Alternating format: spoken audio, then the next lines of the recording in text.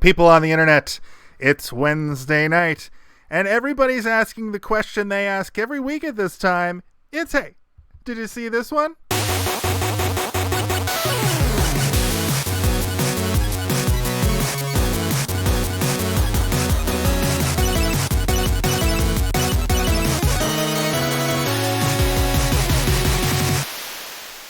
Hello, ladies and gentlemen. Your host this week, Steven. Hello, it's me, Steve, your host of this week's episode of Hey, did you see this one? This week, we're talking about a movie that I saw when I was a kid once and have never seen since until today. But yeah, it was good. It's the movie that we're going to talk about is Meteor Man, starring Robert Townsend, also directed by Robert Townsend, and also written by Robert Townsend. So what's I'm pretty sure what's this the was word for that? That's a triple threat. There is a name for it. I can't remember what it is though. It's also mostly a negative thing. It's like I was going to say, isn't a vanity that like project. Your It's own. like it's called usually it's called a vanity project if you write it, direct it, and Vanity. star in it. Yeah. Vanity. That's yeah. But in this movie, he doesn't really make himself out to be like. I mean, he's literally a superhero, but he's like a dweeb. You know, he's not like in a lot of vanity projects. The people are infallible and uncompromisable and bulletproof. Like not literally, but they're just like they have so much plot armor around them they can never fail. Anyway, the movie Meteor Man. It came out what 1993, I think. Yeah, in 1993. It's about a man who gets hit by a meteor and gets superpowers, and then he uses those powers to defend his neighborhood from a really, really cool gang that I love. I absolutely love The this Golden gang so Lords. much. Yeah, I love them so much. It gave me an idea for a gang in the universe of D&D that I have created. It would be sort of a carbon copy, except it would mostly just be everybody has super blonde hair. Anyway, let's go around the circle and talk about the first time that we saw this movie. Before we do that, though, we should mention that it is still technically Fan Picks December. Oh, right. I forgot about that. Yeah, we didn't pick this one. This was suggested to us by one of our viewers. Shout out to Flash Mania. Flash Mania asked us to do Meteor Man, and we all said, okay. And we did. And here we are, ready to talk about it. Also, my Flash Mania, my pal Aaron, my childhood friend Aaron, Tim last week, fan of the show. Aaron was right there with Tim at the beginning, and those guys... both have many fan picks. We picked these two for them. I just wanted to give a shout out to Aaron. He was supposed to actually guest tonight, but we had to. The podcast got moved around a bunch this month. We had originally intended on doing all 4 weeks as fan picks, but we couldn't do the first week because of some stuff. And now we're just doing last week and this week as our fan picks, and we might pick we might have them on the show maybe in February. We might do a fan picks month earlier in the year next year or something of that nature. But Aaron, sorry we couldn't have you on in December, but we'll get you on right soon. So I just wanted to give him a little how do you do? All right. Tip of the hat. See you soon, Aaron, maybe. See you soon, Aaron. Hey, Ron. Hey, if Ron. you're not a coward. Okay, so, yeah, we'll go around. I'll go first. The movie Meteor Man. I first saw this when I was very young, to the point that it kind of scared me a little bit. That's how young I was when I saw it. I was probably 5 years old when I saw this movie. And, violence kind of freaked me out. The idea of gangs really freaked me out, and like corrupting children scared the hell out of me because I'm like, am I gonna get inducted into a gang one day? Is this gonna happen to me? But you watch the movie now and you're like, oh man, it's so tame, but also pretty great. Like I was surprised at how well this movie held up in terms of story and even production. You could tell there was a lot of thought and care put into everything, but we'll get into that later on.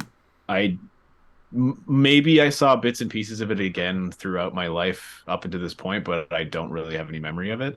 And I used to, when I was in high school, confuse this movie, not entirely, but bits and pieces of this movie with Demolition Man. And I strongly believe that it has something to do with the fact that Wesley Snipes looks like he could be a member of the Golden Lords in that movie. He's got the same look going on. But his look in is he's in Judge Dredd or is he in Repo Man? Demolition Man. Demolition Man. His look in Demolition Man is very similar. He just doesn't have blonde hair, I believe. He does have blonde hair in Demolition Man. Right. Okay. There you go. That's why you confused them too. Yeah, that's the reason I thought they were the same movie. So like there were times where I'd be watching Demolition Man as like a 12-year-old, and I'd be like, "Isn't there a superhero in this movie at some point? Like, doesn't he show up and beat him up? Or I can't remember." But then watching it today, I was like, you know what? I actually remembered a lot more of this movie than I thought I would, considering I was 5 or 6 years old when I watched it. But yeah, today is the first time I've watched it from beginning to end in a very long time. And we will move on to Kalen. Kalen, when's the first time you watched Meteor Man? So I started watching it, I think it was 2 weeks ago when we were originally going to do it, but then paused for personal reasons. And then so the other night was the first time I watched it. But I do remember the cover of this movie standing out when I was a little kid, and walking through Chumbo Video, looking at movies to rent. I do remember the cover standing out. It was superhero gray and green in the power pose or whatever. It was a very memorable cover for whatever reason.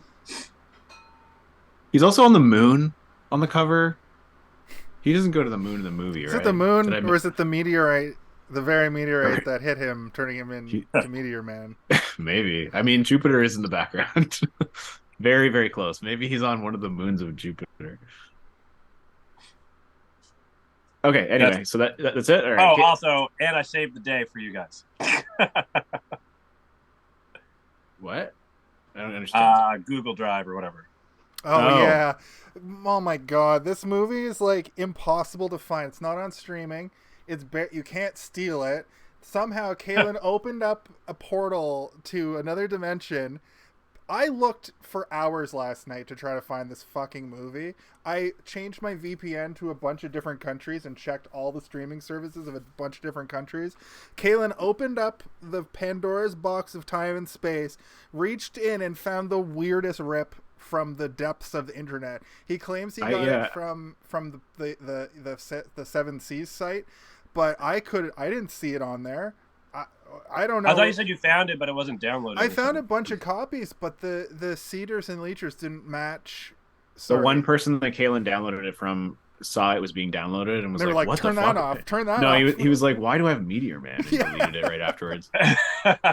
Yeah, you did do this a couple weeks ago, so it could have been it could have literally been a person had their shit just turned on. Perfect timing. Yeah, I usually just don't try. I try not to find them from non-legitimate sources, and I tried every possible way, and then I even was going to order a physical copy. I'm like, I can probably find a Blu-ray VHS or dirt DVD? cheap. Why? No, DVD. Why would I order it on VHS? It's probably easier Well, to did they find ever on make vid. this on DVD? Modern TVs are very difficult to hook up to a VHS player. VHS. I'm not disagreeing with that, but did they ever make this on DVD though? Is my question. Yes, it's on Blu-ray. Oh, really? Yeah, it got put on Blu-ray somehow. But the only ones I could find wouldn't arrive until like February, and I was Also, like, okay, well, I guess I have to. Steve, I know you love facts. It's actually not very hard at all to hook a VCR up to a modern TV. It isn't? No, it's extremely easy, in fact. Maybe it's because I just haven't ever tried, and I assumed it was hard. You can hook it up to the coax, and you can actually get like RGB cables for them. Sorry, what I meant to say is it's very hard to find a VCR. Player. Yeah, it's so much so that you're calling it a VHS player. That's what you play inside of them. And did you say something in the chat? It was like $180 or something? Or were you being... There was one that was $180, and that was the one that would come very quickly. Was it unopened? Kalen, I saw the price. I didn't read the fucking description. So I was like, this is crazy. Could you imagine if your dedication to this? We've made a total of about $90 from this show. I've spent much more than that. Could you imagine if you shelled out $180 for this For special Meteor Man. holiday episode?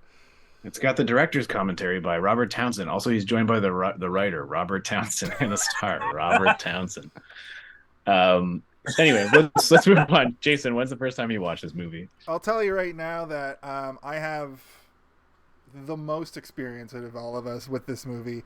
When I was 8 years old, I remember when this movie came out. I didn't see it in theaters, but I remember when it came out. And from probably age 8 to age 10, I used to have sleepovers at my friend Chris and Jason's place. I used to get babysat there, so I'd be there all the time. And we'd have sleepovers frequently on the weekend. Like I get babysat after school on Friday, and then I just have a sleepover. It's not like that, Kaylin. Not everything is. Anyway, we would rent this fucking movie like every weekend, constantly. Like I had these weird pangs of nostalgia watching this, like I had seen the movie yesterday. There were things that I picked up on because I'm now in my late 30s. I'm an adult. This movie is one of those movies that's like for kids. It's like a family comedy superhero thing, but it's kind of got that edge to it, so the adults can be like, ha, sex jokes.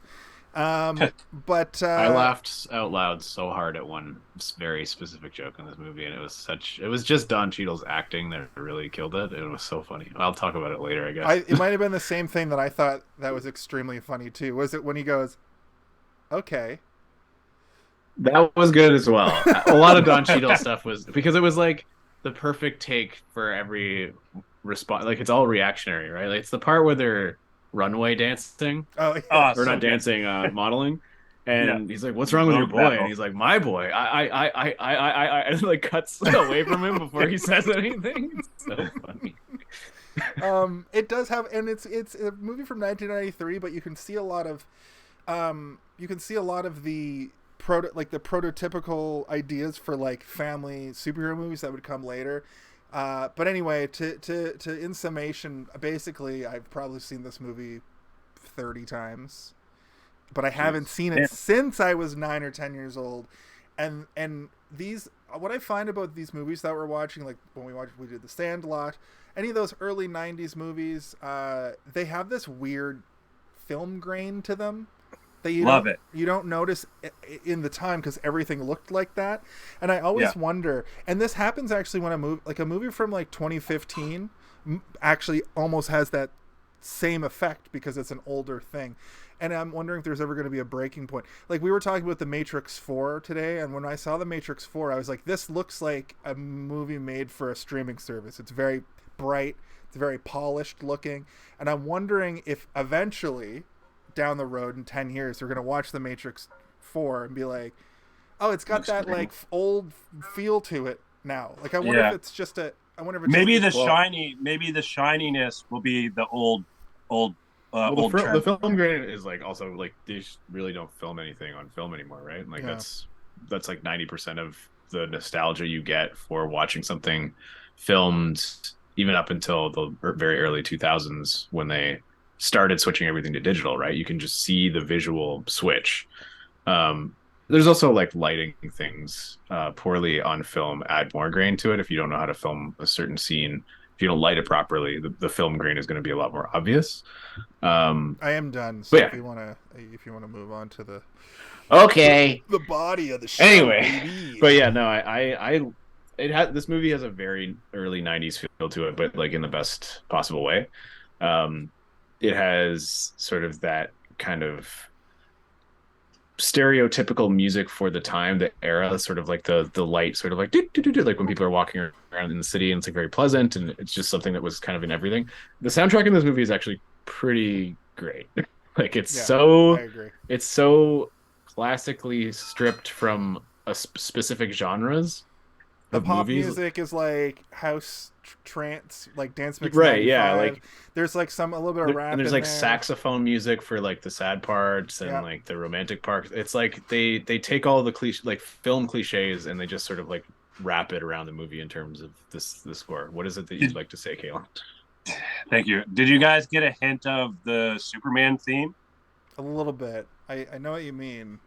Yeah. I thought Also, there was like the same instrument or somewhat of a same melody or something. Like there's a few moments where like, oh, that kind of sounds like Superman. they have a fanfare, which is like, many movies have a fanfare, like a hero's theme, right? And like, Right. so it's like Star Wars or whatever, or like, like you said, Superman. Like there is sort of a telltale sort of triumphant riff that are in most movies that have to do with heroics, and Right. this movie definitely have one, right? If But you there's were a lot of the playing- music.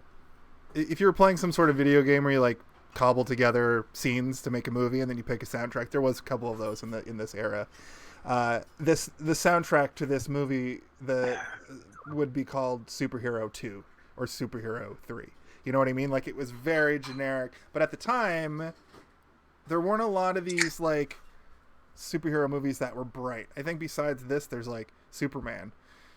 All the other superhero movies were trending dark, like Batman. Well, even Batman is like super cartoony as well, right? It's just a different type of cartoony. They were all very cartoony, but yeah, this one is definitely sort of taking a page from Superman. Like, he basically has Superman's powers. Yeah. His goals are the same as Superman.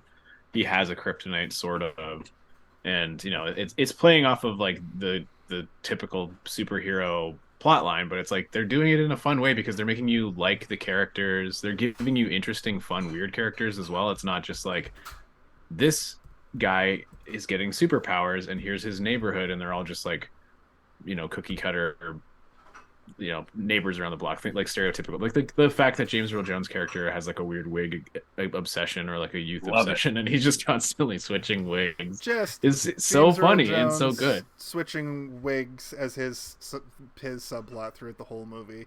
A fun fact: Aaron actually gave me some fun facts to say on the show. Interestingly enough. But the main thing I wanted to bring up was after this movie came out, Marvel Comics, I don't know if they bought the rights, but they definitely wrote a 6-issue miniseries. I think that's what the picture in Steve's background is from, where he teams up with Spider-Man. And that makes sense because I would say that Meteor Man is a similar kind of character to Spider-Man in that even though he's a grown-ass man, he's like, he wants to not fight. He's a dork. He's a friendly neighborhood superhero. He's a friendly neighborhood superhero. He wants to take the path of least resistance, but eventually he has to overcome. I'm pretty sure Peter Parker had a fear of heights at first. But you get over that fast if you can stick to walls or literally fly. There was a scene in this where he's flying like 3 feet off the ground, which I chuckled at. I was like, that's pretty good. Also, I just want to apologize right quick. I checked our previous episodes, and the color in my beard makes it look like I'm scowling. / I have a resting bitch face, so I have to make sure I'm conscious of like trying not. I have to like basically smile the whole time. Okay, what? You don't have to. See how it goes down, and it just kind of makes my almost. I think that. Did someone tell you this, or is this just your own criticism of your own face? Because I didn't. That's my own criticism. I was watching the thing. I'm like, okay, well then no need to bring it up on pod. What are you doing? So I guess he's a Marvel hero. Stop frowning. Jeez. Yeah, why are you so mad? So he's a Marvel hero. That's kind of cool. I wonder if they still own the rights to him. I'm looking at it right. I'm looking at it right now, and it says that many years later, the Golden Lords reappeared on the pages of Miles Morales' Spider-Man #5. So the Golden Lords, I guess, are like canonical. The baby modern lords, Spider-Cat or Spider Cats, Black Spider-Man. I think Go that ahead. It's time for an MCU reboot of Meteor Man, written and directed by Robert Townsend, where he plays old Meteor Man, and he's got that piece of meteor from Redacted, and also there. Yeah, I'm just gonna there's an elephant in the room for this movie, and a certain horrible assholes in it, and I don't really want to mention who it is. Seems like a trending theme for our podcast these Somehow days. It's an accident, but we'll just say it rhymes with Mill. Last week we were talking about a fictional character from a Mark Twain book. We were being like, it's a horrible person on this one too, guys. It rhymes with Mill Mosby. The villain of Tom Sawyer himself. He has a very, very, very small role, and when I was a kid, before we knew that Mill Mosby was a horrible, horrible person, I thought it was pretty funny, and it kind of plays as a cameo. He doesn't have any lines, and he's in. He barks. Yeah, I guess, which is like it's played for comedy, but now I just scowled at the television. I wonder if it was like a union thing, because like there are certain aspects you have to meet within like the actors union should be in a movie, and if you don't meet them you get paid a certain amount, and it might have brought them over budget because he's such a huge star. And also I'm like, I wonder if they didn't give him any lines so that they could pay him a lot less, and like Bill Cosby, or are we not allowed to say his name? Like, well, you can. I just don't want to say it personally, but yes, it's Bill Cosby. Okay. I'm like, Cosby, is this a rule? Harper William Cosby. Anyway, this is just speculation. I'm wondering if it was like part of the plot that he never spoke except for barks, or if they were doing it to get around a budgetary thing. My speculation too is that this was a huge production. It's a predominantly black movie, and it has all of the up and coming stars, current stars, and people of the era of black cinema in this film. Yeah. They like Robert Townsend probably wanted to just cover all his bases and get Bill Cosby to be in it. And you're probably so they can right. put him in the trailer, and then everybody exactly. will come to the movie. And he is sort of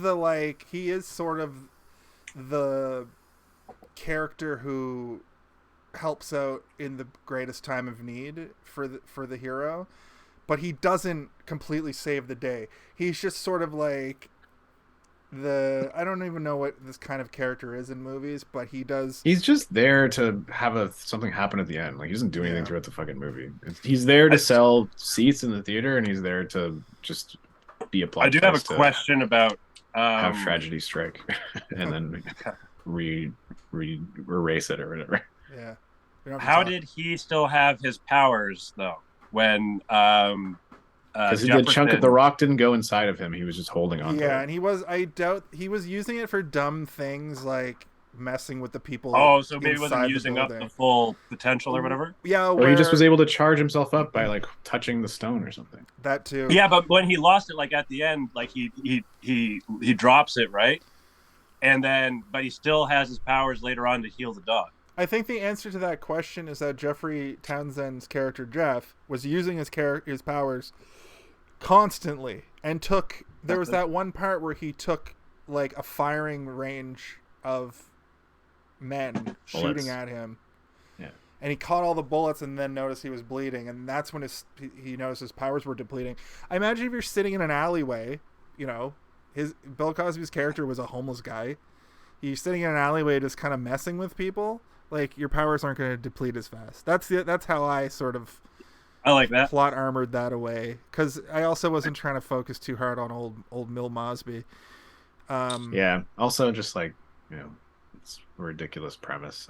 It's who knows how these meteors work? Maybe they're all based around emotion. You never know. Yeah, it's also a very comic booky. Like, there's a lot of actual cartoon stuff in this movie. For instance, when he gets thrown through that bookmobile, they do that cartoon thing where he stick to it. Seems to hit every fucking book on the way through, which is 100% of cartoons.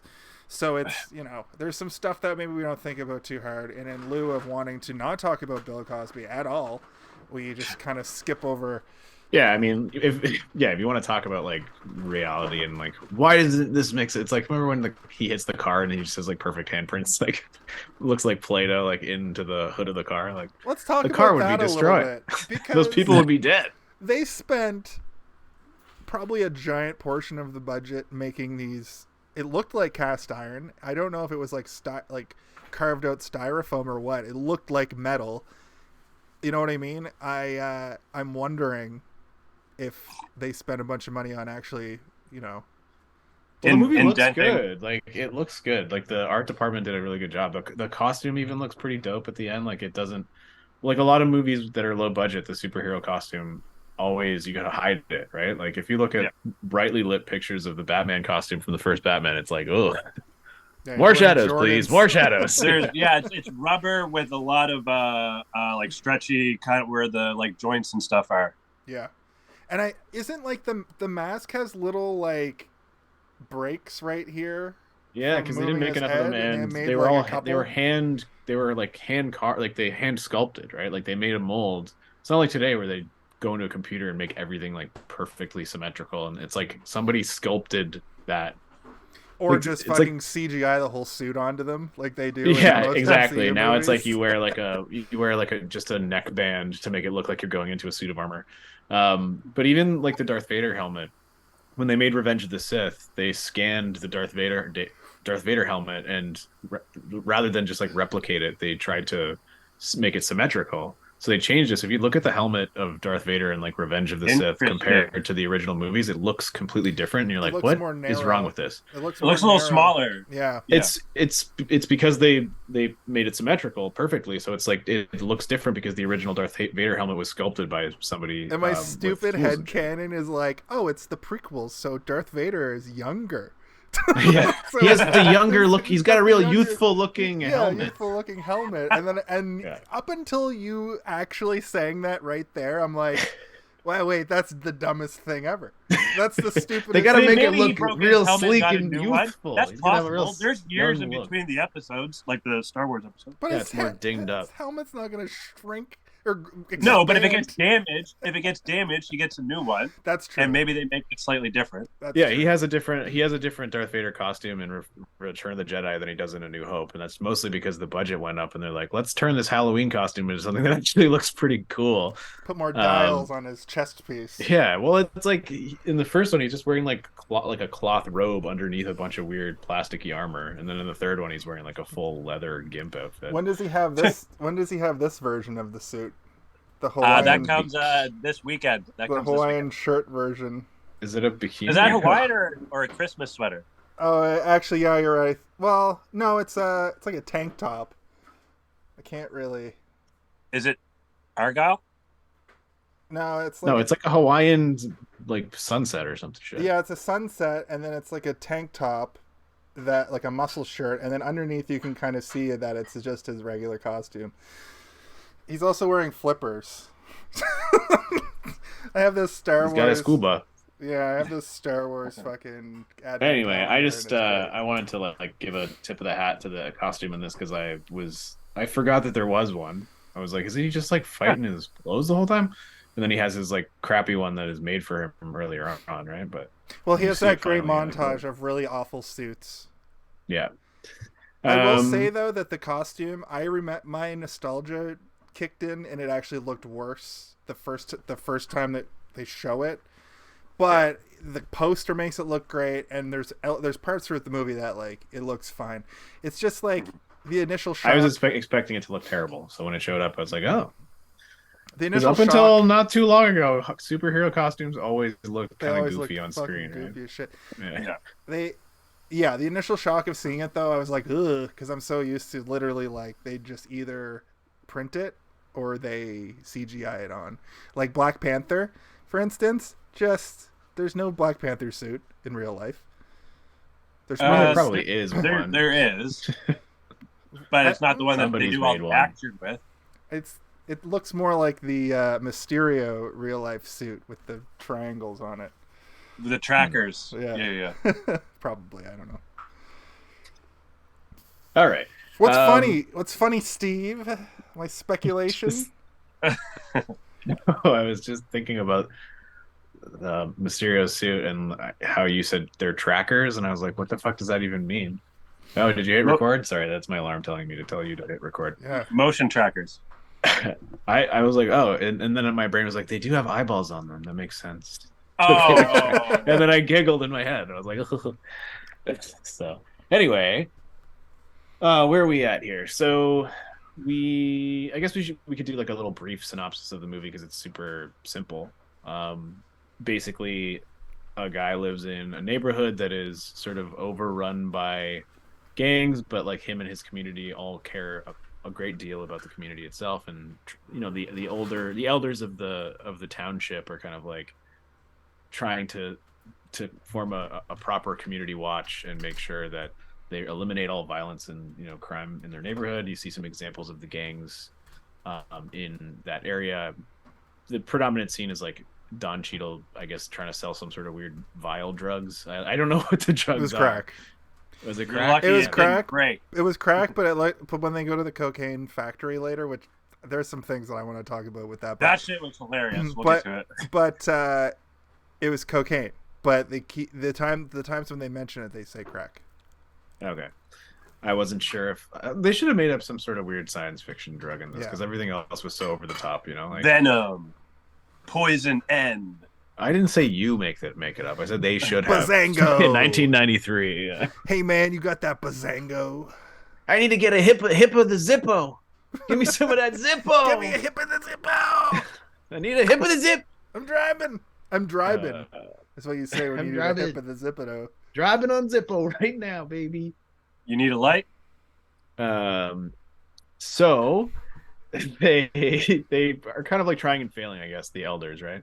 And he witnesses some of the children in his neighborhood that he, knows robbing a woman, and then we get the coolest scene ever, which is like the full reveal of the Golden Lords, which is like so good, man. I was like, you hear the noise that the two Golden Lord kids kind of disappear off to the sides as like an army of like 12-year-olds come out. They're all wearing the same clothes, black clothes with like gold hair.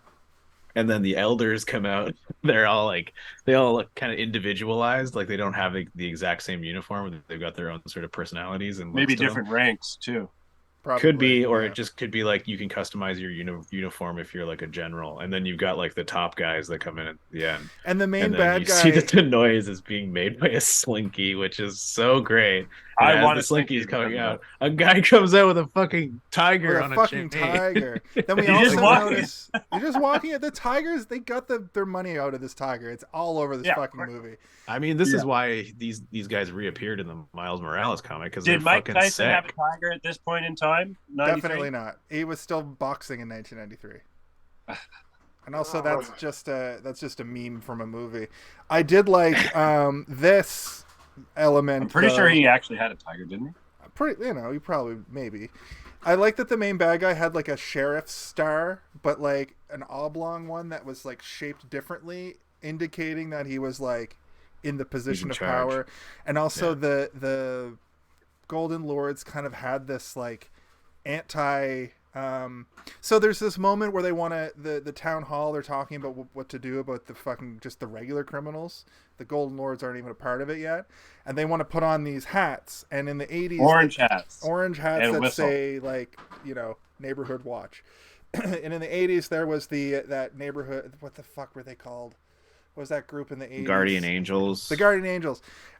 These guys kind of play as a reverse Guardian Angels almost. So I thought that was interesting that he had that thing, that star that looked like a sheriff's star. Also, props to James Earl Jones for keeping it real with what would happen to someone wearing an orange hat and a whistle, found dead with an orange hat and a whistle up his butt, I believe was his... I'm pretty sure that when I was 9 years old, that was the funniest joke I had ever heard. So. Yeah. James Earl Jones great that when Darth Vader is saying it. Yeah. With a whistle up his butt. James Earl Jones in this movie is like the weirdest. He's also like he's like the talking version of Bill Cosby's character. He's just in it. He's just there, probably to sell tickets. He's probably in the trailer, but he's friends with Robert. Probably. He has an interesting like arc that's mostly hat related or wig related, but he does have a thing that I'm calling Chekhov's record, because in the very opening, one of the opening scenes when he meets Jeff, why not? They talk. I'm calling it Chekhov's record. Chekhov's record, and I'll tell you what. The same concept, but it's not his gun this time. Gotcha. Same concept. He's like, can I borrow your records? And can I listen to your whatever record? And he's kind of like, reminded me of me and my DVDs. Exactly. I would never lend it to you. I'd rather cut my hands off. They'd be better used for throwing or something. And then fast forward to the final battle. He perfectly ninja hits star a guy's wrist from like half a like full block a away, whole building up to with a Billie Holiday record. But we get a really weird shot of him realizing like I have to help, and he's crying. Yeah. Like the crying. He's like giving like eyes. a crazy performance. Like in that Angela scene. Bassett in the new Black Panther. Like it's just why is your acting so good in this fucking superhero movie? Because it's like if you're an actor and you're a good actor, you just give the same You level just of go quality nuts. performance no matter what Yeah. it is. James That's all Earl it is. Jones is like, I have to cry. All right, let me just think about something that Let me makes just think me about very Darth sad for Vader a moment. dying, and how when they pulled Yeah. the helmet off, it wasn't me. Yeah. Anyway, sorry, little tangent there. Yeah. Chekhov's record. Chekhov's Also, record. I can't wait. How expensive are wigs? I kind of want I would like to have a bunch of different wigs. They're expensive. Yeah, Okay. you can get shitty wigs for cheap if you want to have just some terrible ass I like think- wiry Yeah, I think plastic there's like wigs. I think there's like 3 types of wigs. There's like party wigs, like from the costume store. Super Then cheap, there's yeah. like mid-range wigs, right? That, Like for mannequins. Well, for mannequins, and like some people wear them. They're not the best quality. And or they're wearing them not to convince you that it's real hair, but it's like it looks good, right? Like but then people there's wear like them on movie wigs, and those where even it's like a range. flap of skin that they glued to your forehead so that you made have a with- proper hairline. made So, with horse hair or sometimes real human hair. It's usually made from real hair. Like a lot of the time. They just buy bags of human hair and It's someone true. plucks it into a piece of rubber for You like can, 17 hours. Some hair cutting places, some barbershops, you can be like, take my hair and give it to the cancer children. Jesus. I tried to do that, but my hair wasn't long enough. Same. My one of my friends, he isn't happy with his hair. He doesn't have much of it, and so instead of haircuts, he gets new hats. That's his version of a haircut. Do you He'll want to get a know new the hat. irony of that? Hats are bad for balding. So he's accelerating it. Perpetuating The thing about, I did actually donate my hair one time to charity, but my hair, the ponytail they cut off was like this long. Like my hair was down to like here. And I think that's sort of like, that's where it starts. I don't think you can just get your head, like, Kaylin, you buzz your head. I don't think you'd be able to like buzz your head and be like, send this to Here. the needy kids. And they're No, like, because it's not like they're not plucking that single hair into it to make it that long, right? They're weaving it in. Like it needs to be long because they have to like Right. literally make a sweater out of your hair to put on your head, basically. I wanted to talk more about the Golden Lords. I 'cause know. think they're so cool. You love the Golden Lords. I love It's it. like it's when the moment that when I was watching it today, where I was like, this movie kind of rules. This movie's kind of dope. The tiger kind of put me over the edge. I was like, no fucking way, these guys just have a tiger. That's so cool. In my head, it goes like Superman, Batman '89, Batman Returns, Meteor Man, and then there's a long swath of time where they try a bunch of nonsense, and then Spider-Man or X-Men, and then Spider-Man. And Meteor Man, I think, absolutely is in the conversation for moving this genre forward. And there's a lot of elements of this movie that are used in even the MCU. There's no MCU movie that's really this family oriented and campy, but there are TV shows, and Ant-Man is sort of the family MCU franchise. And I see a lot of parallels with Ant-Man and Ant-Man and Wasp, and especially the first Ant-Man and this. But we don't get a Golden Lord. So Steve, what are we going to say about the Golden Lords? Tell us more. Kaylin, stop frowning.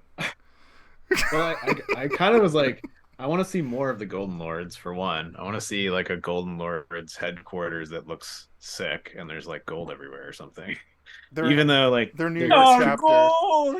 they're like a street gang, but like it would be cool if they had just like the back room of a club that was for them or something, and it was like it was just immaculately cool looking with so much gold everywhere. I want Robert Townsend now to make a Netflix television show about the Golden Lords.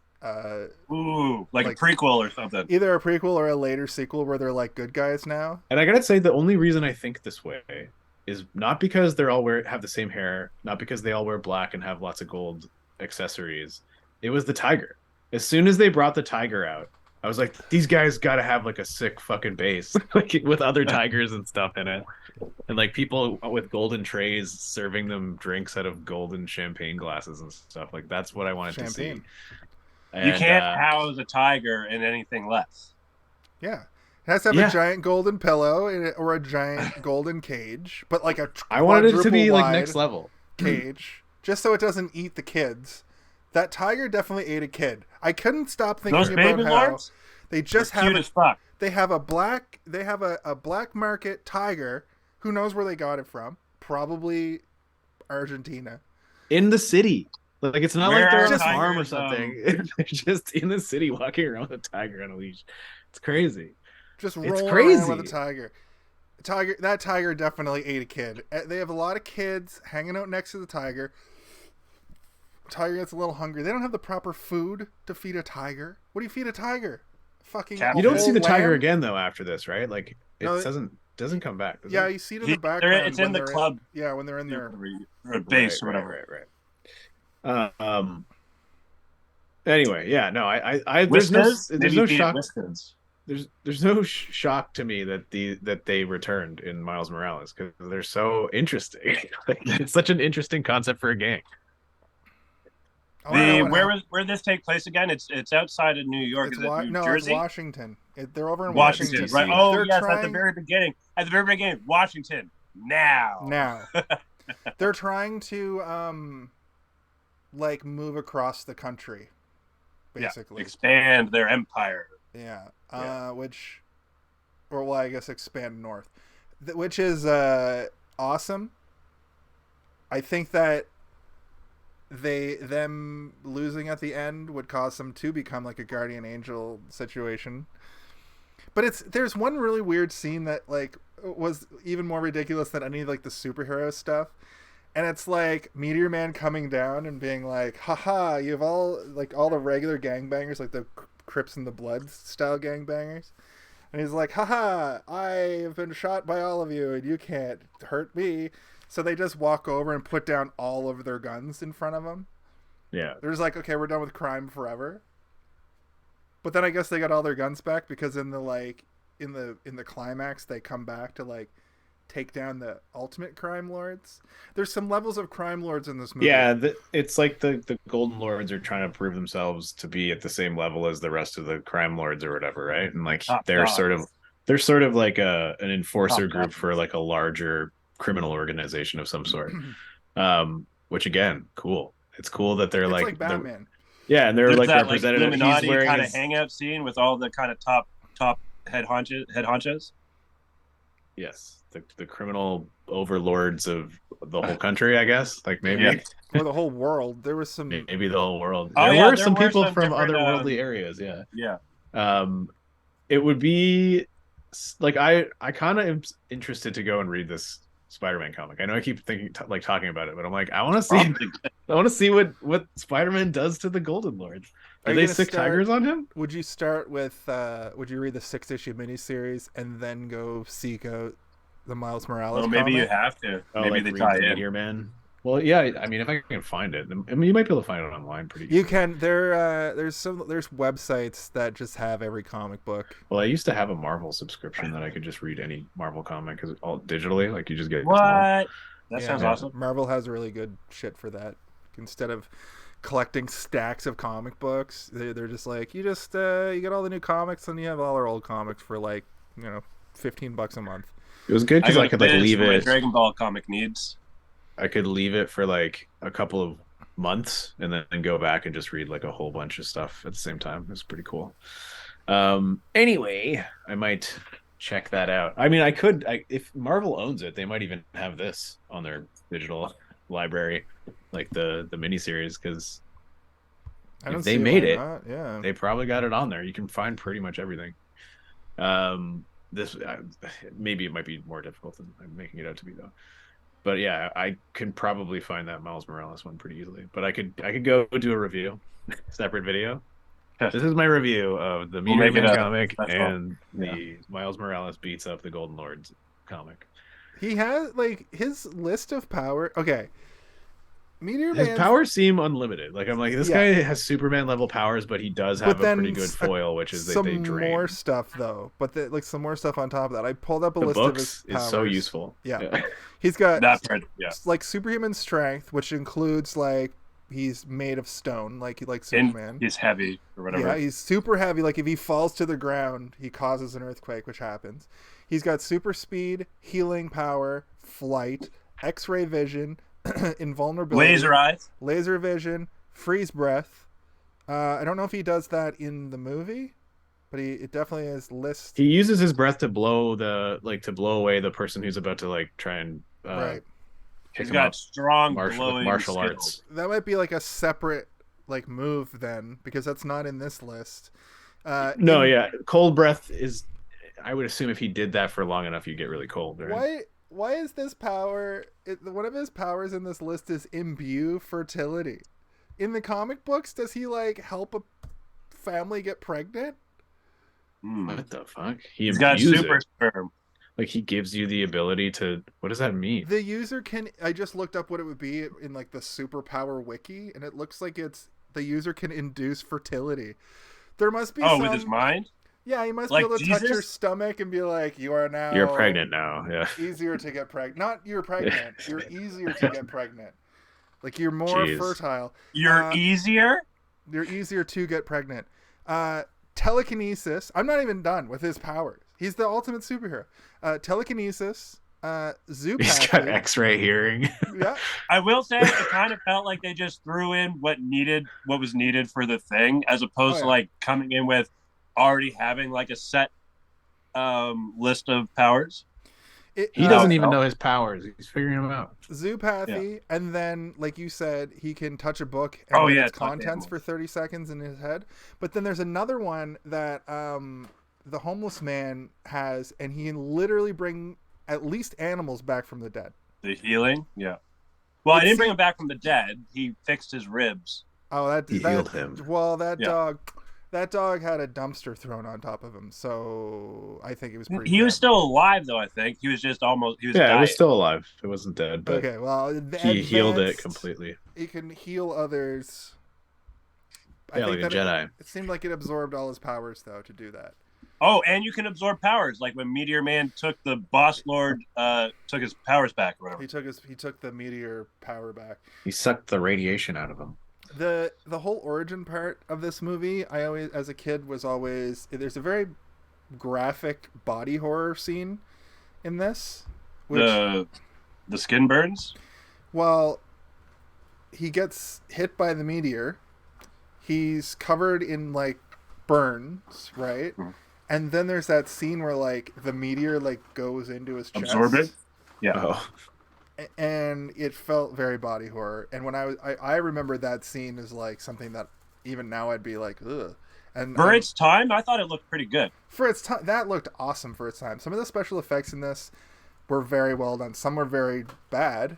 Some were very, very bad. But some were pretty good. Like when he builds that garden, before they actually show the garden, of course. When he's building the garden, he gets this like.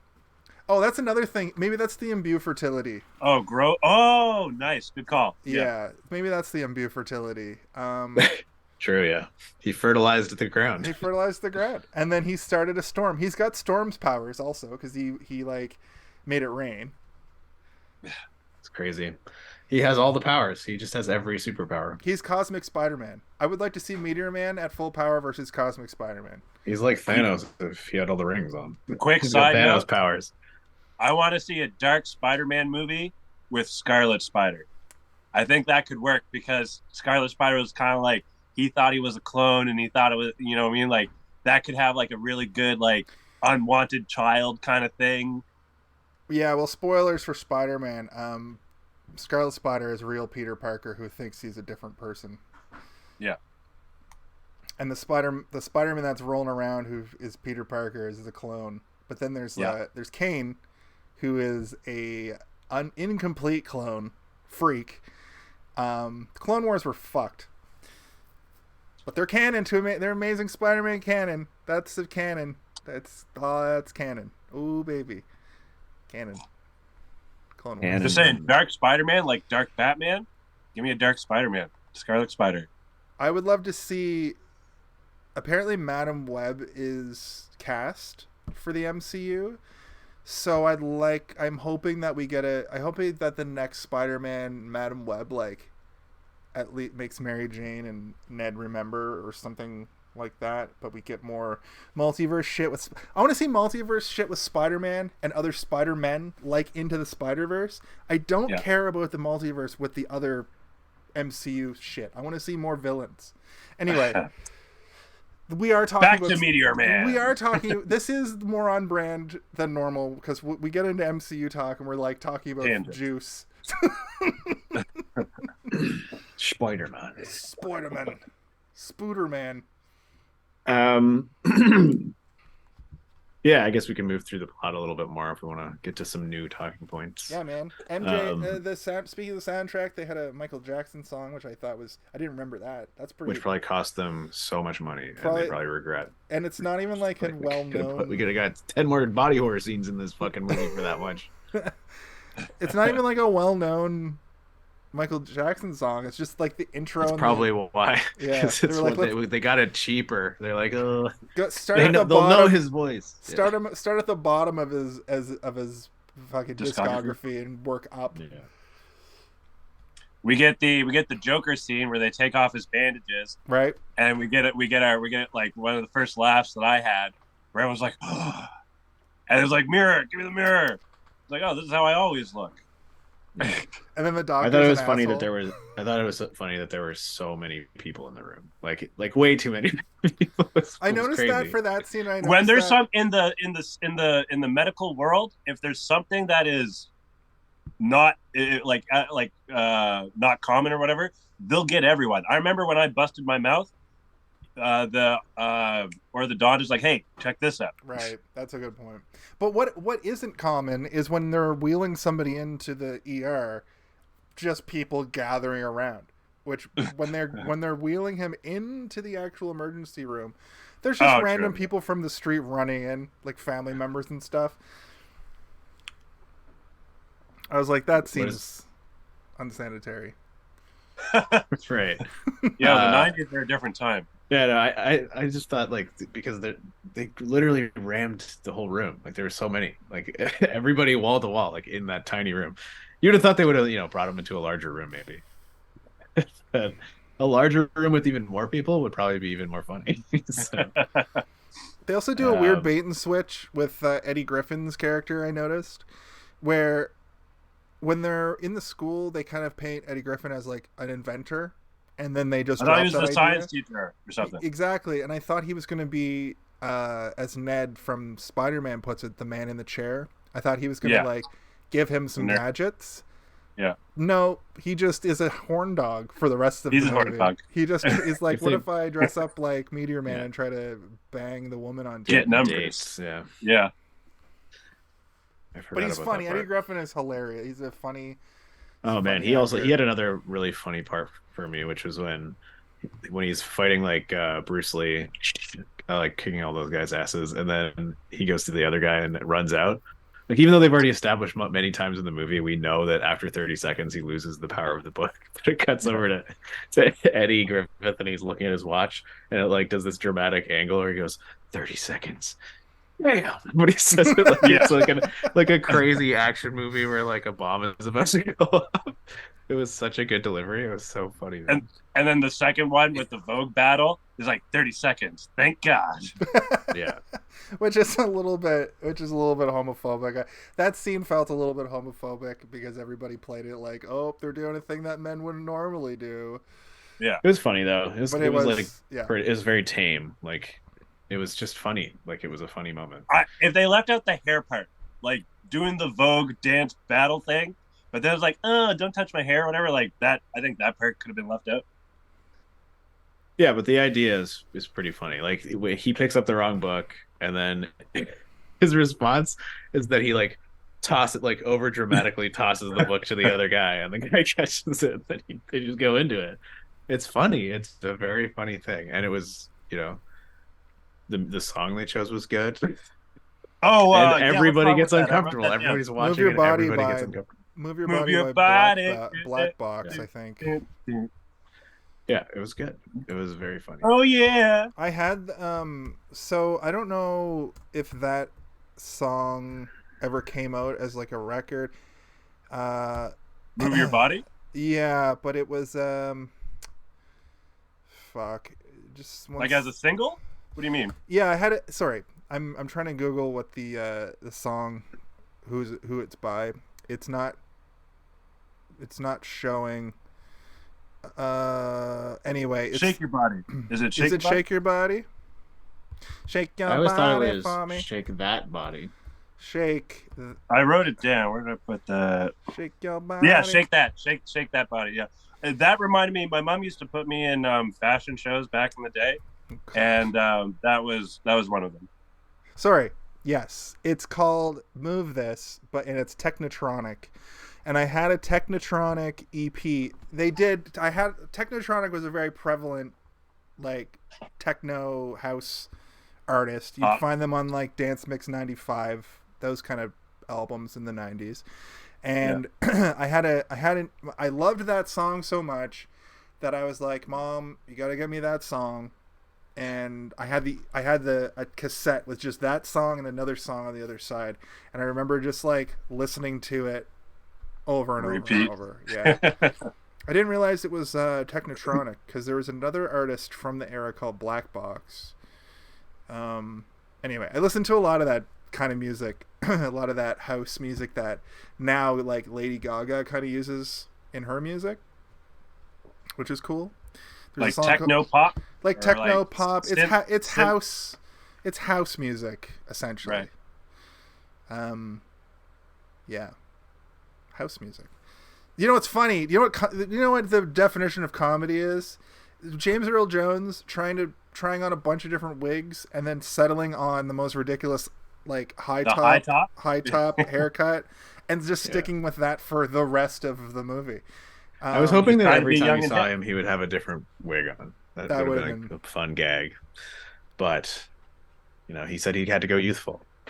And he went for the youthful look. The most youthful. The same hairstyle as all like the Kid whole gang. The Kid and Play, Will Smith, the whole gang, except for that one guy with the really bad gold wig. Like the really it wasn't. Oh, it was long. It was like a lion's like mane long hair. Yeah. It wasn't dreads, but it was like I like that it broke up the uniformity though of the haircuts. I like that there was like, oh, he's got different hair than the rest of them. He must be special. He's part of the biker unit. They all have like motorcycles. And they have giant buster swords and they're and big chains that they go but they're made of gold and they hit you. Yo, remember Road Rash? That was a great game. Road Rash games were great on Sega Genesis. So he then is discharged from the hospital after basically making a doctor look foolish for 30 seconds. And then he slowly learns that he has powers. There's a fun little, superhero power awakening scene that we've seen 1 million times now at this point in our lives. Of course, this is when Batman designs his gadgets. This is when Spider-Man figures out he can stick to a fucking wall. This is where every time there's anybody that ever learns that they have X-ray vision, they immediately try to look at somebody's boobs. Yeah. Also, what's the deal with the X-ray? You can't see through underwear. You can't see through belt. You can't see through socks. That's true. Was he controlling how deep the X-ray went? Apparently. I'm sure that he can, that they just couldn't show it in the movie, so they decided to not show that. But here's the implication of that, though. Think about it like this. He does see the old nurse, so the old nurse comes, he's like, I'm going to get the hot nurse to come in here. And then the old nurse comes in, who's also a pervert. Turns out she's probably pervert. a fun time. She seemed like a fun time. Okay, Kaylin. She's probably a fun time to have some drinks with. And other stuff, I guess, if you're into that. Anyway, my point is the rest of the movie, he's rolling around with those powers. I couldn't help but think that like there's this weird kind of pseudo romance subplot with one of the other teachers that doesn't really pay off, and it's like, is he just sitting there in that staff meeting, just like oogling her? And speaking of. I think they go to their way to make you know he's a good guy and that he wouldn't do that. That's true. If he can control it. That's true. But he almost did it. He tried to do it in the hospital. Tries to do it. So yeah. Well, maybe Even good guys have he has super horniness as well. That's He's got another part. super horniness. The Sinbad character came out of left field. I knew he was in the movie. Yeah, Sinbad, so strange. Sinbad is a was black. like 1 or 2 scenes or something. Sinbad Like, is what a was the black point? man, right? He's something. Yeah. In this movie, his character, since he's got light skin, they play him like he's pretending to be. He's a guy named Bernard who's pretending to be, like a hyper militant sort of.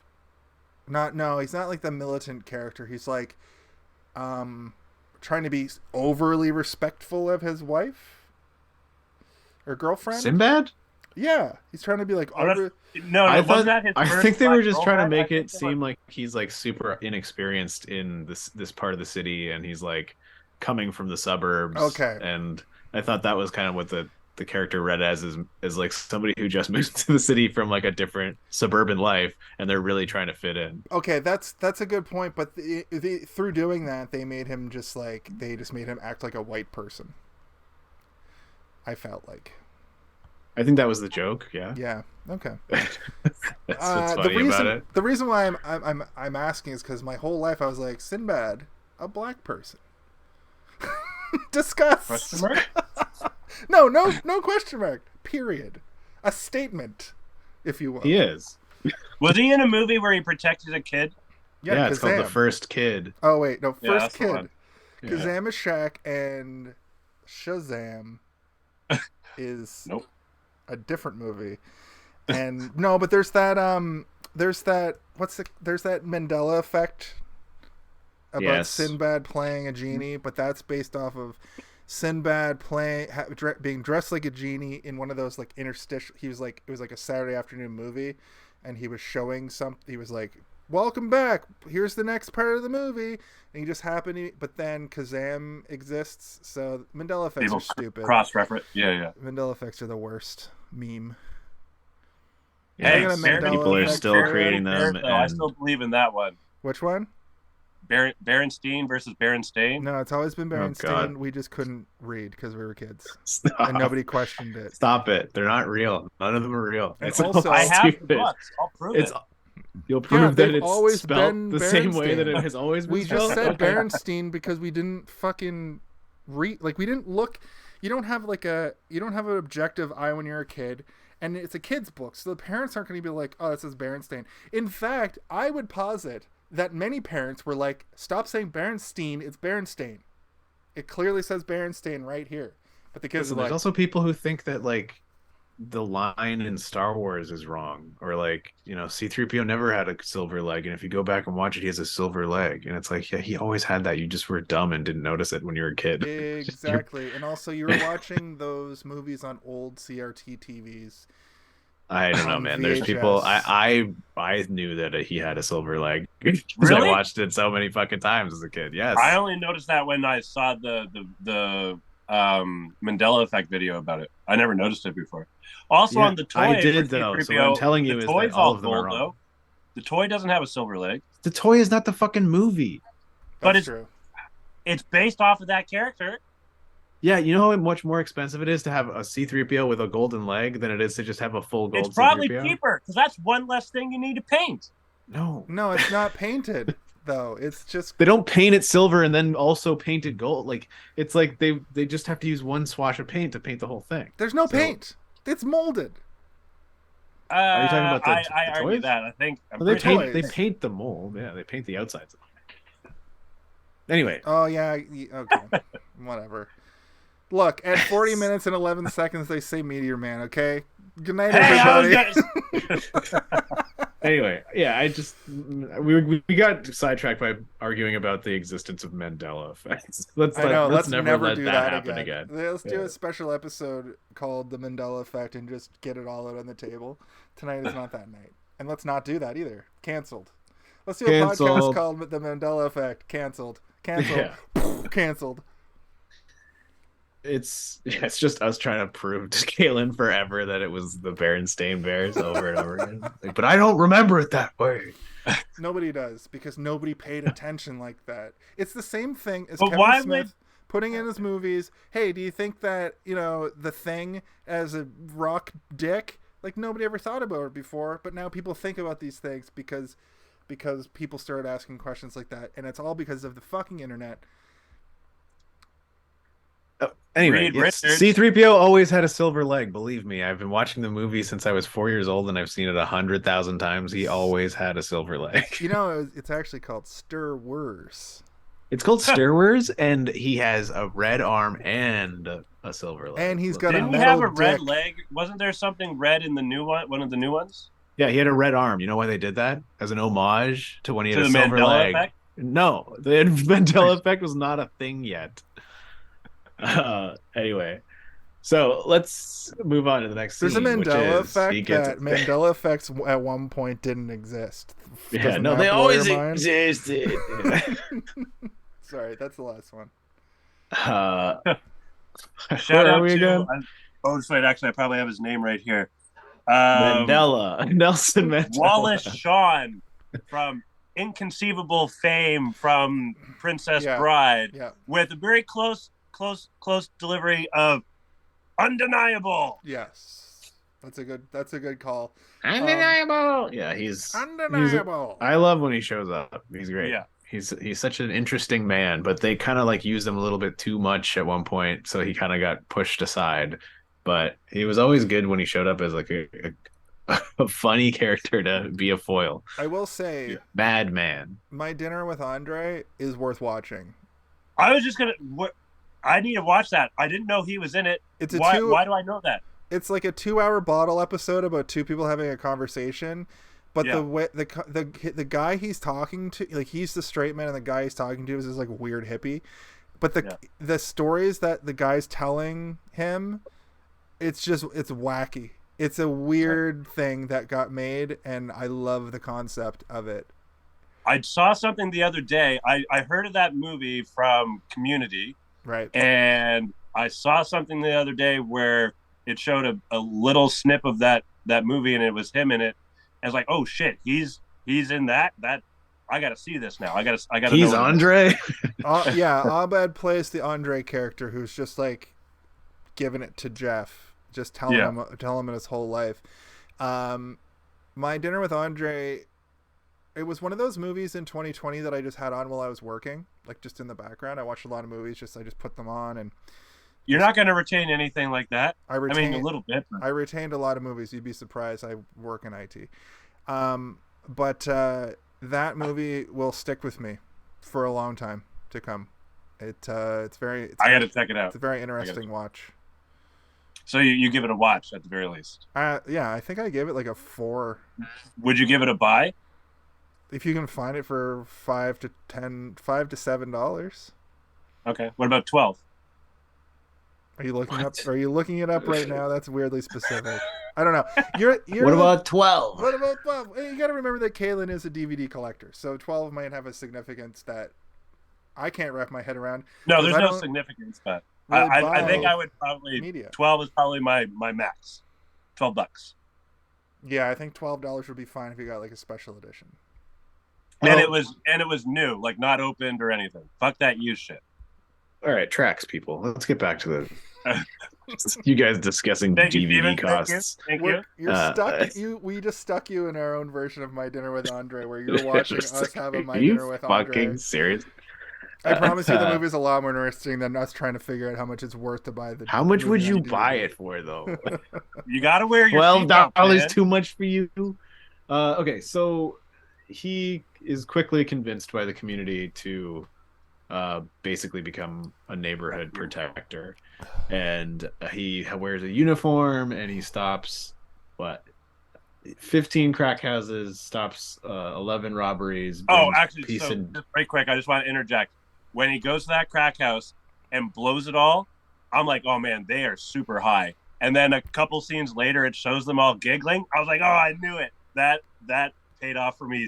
I love that. That's great. That's another cartoon moment, because if you somehow were able to do that and blow that much cocaine all over them, they would all be dead. They would have OD'd.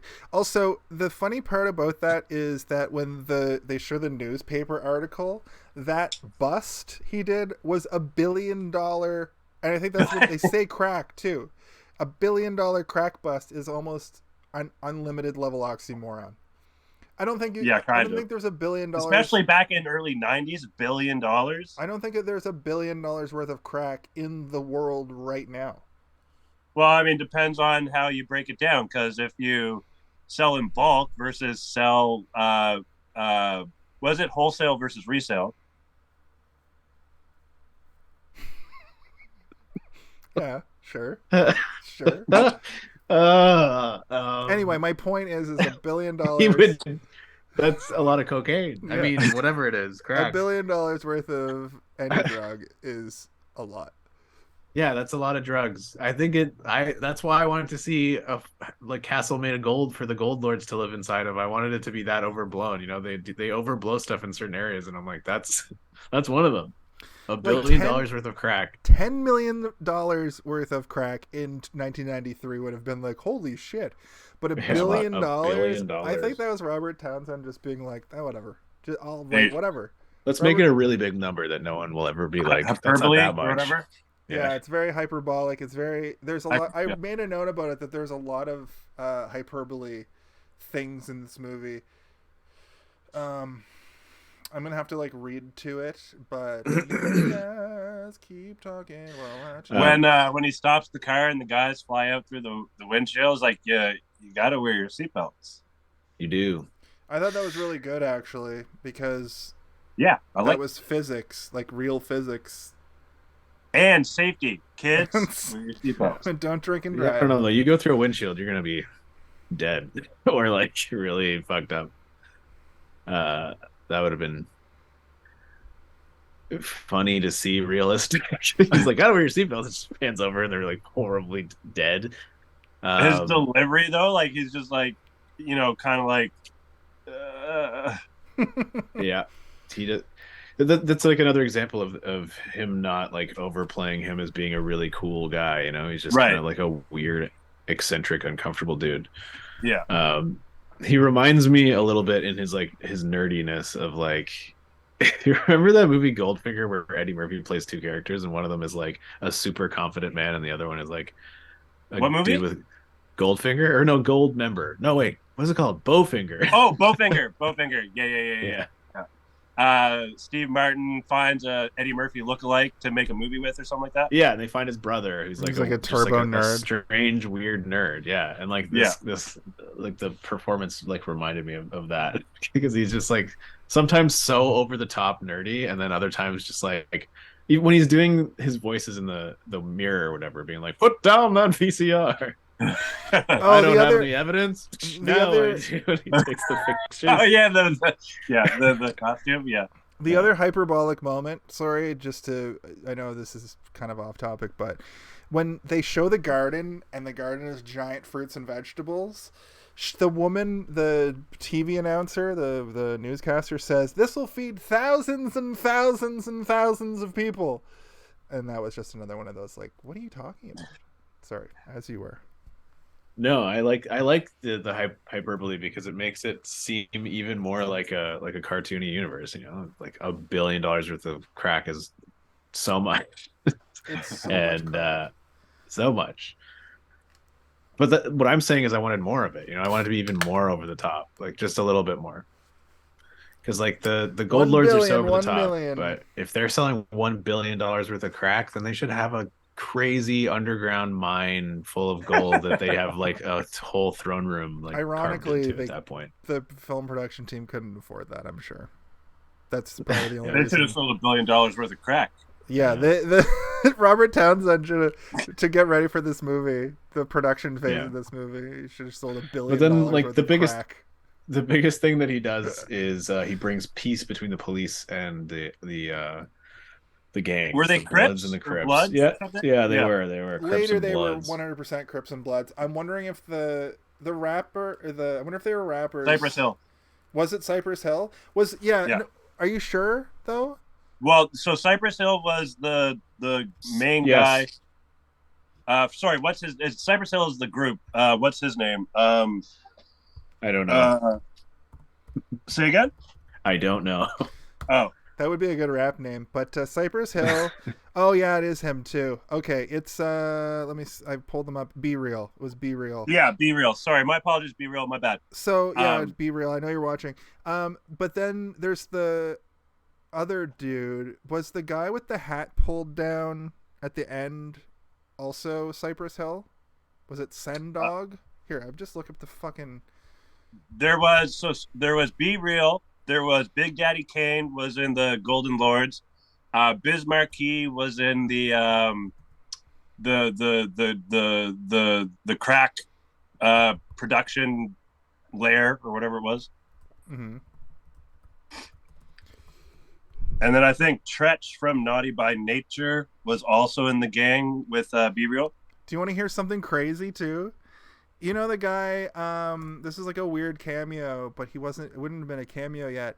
Faizon Love, the actor, is the guy who like after Jeff falls off, or right before Jeff falls off of the light post, and he's like accidentally looking into the woman's window. Oh yeah. That's Faizon Love, and Faizon Love looked completely different back then, which I thought was funny. I mean, it was like 30 That years reminded me ago. of Back to the Future. Yeah, so he brings together the gangs of the city to work with the police to rebuild the community that they destroyed. And then he plants a giant garden in the middle of the ghetto. And it's What's it so called? What's cool. the scientific word when you get choked up with emotions? Just call it being choked up. Why do you have to have a scientific term for it?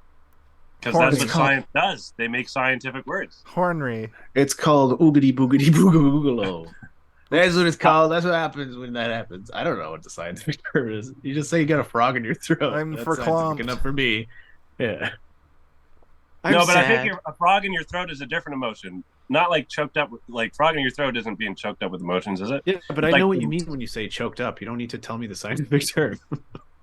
Okay.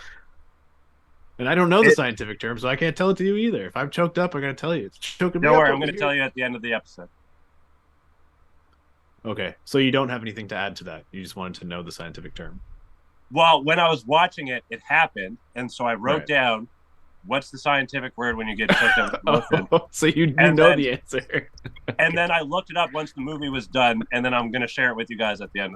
That's how you dealt with the emotion of the movie. You were like, "Why is this happening to me? I need to know." Well, like the gang comes together, right? Like, so he mediates between the cops and the gang. Like, yo, guys, let's find a different way to do this, right?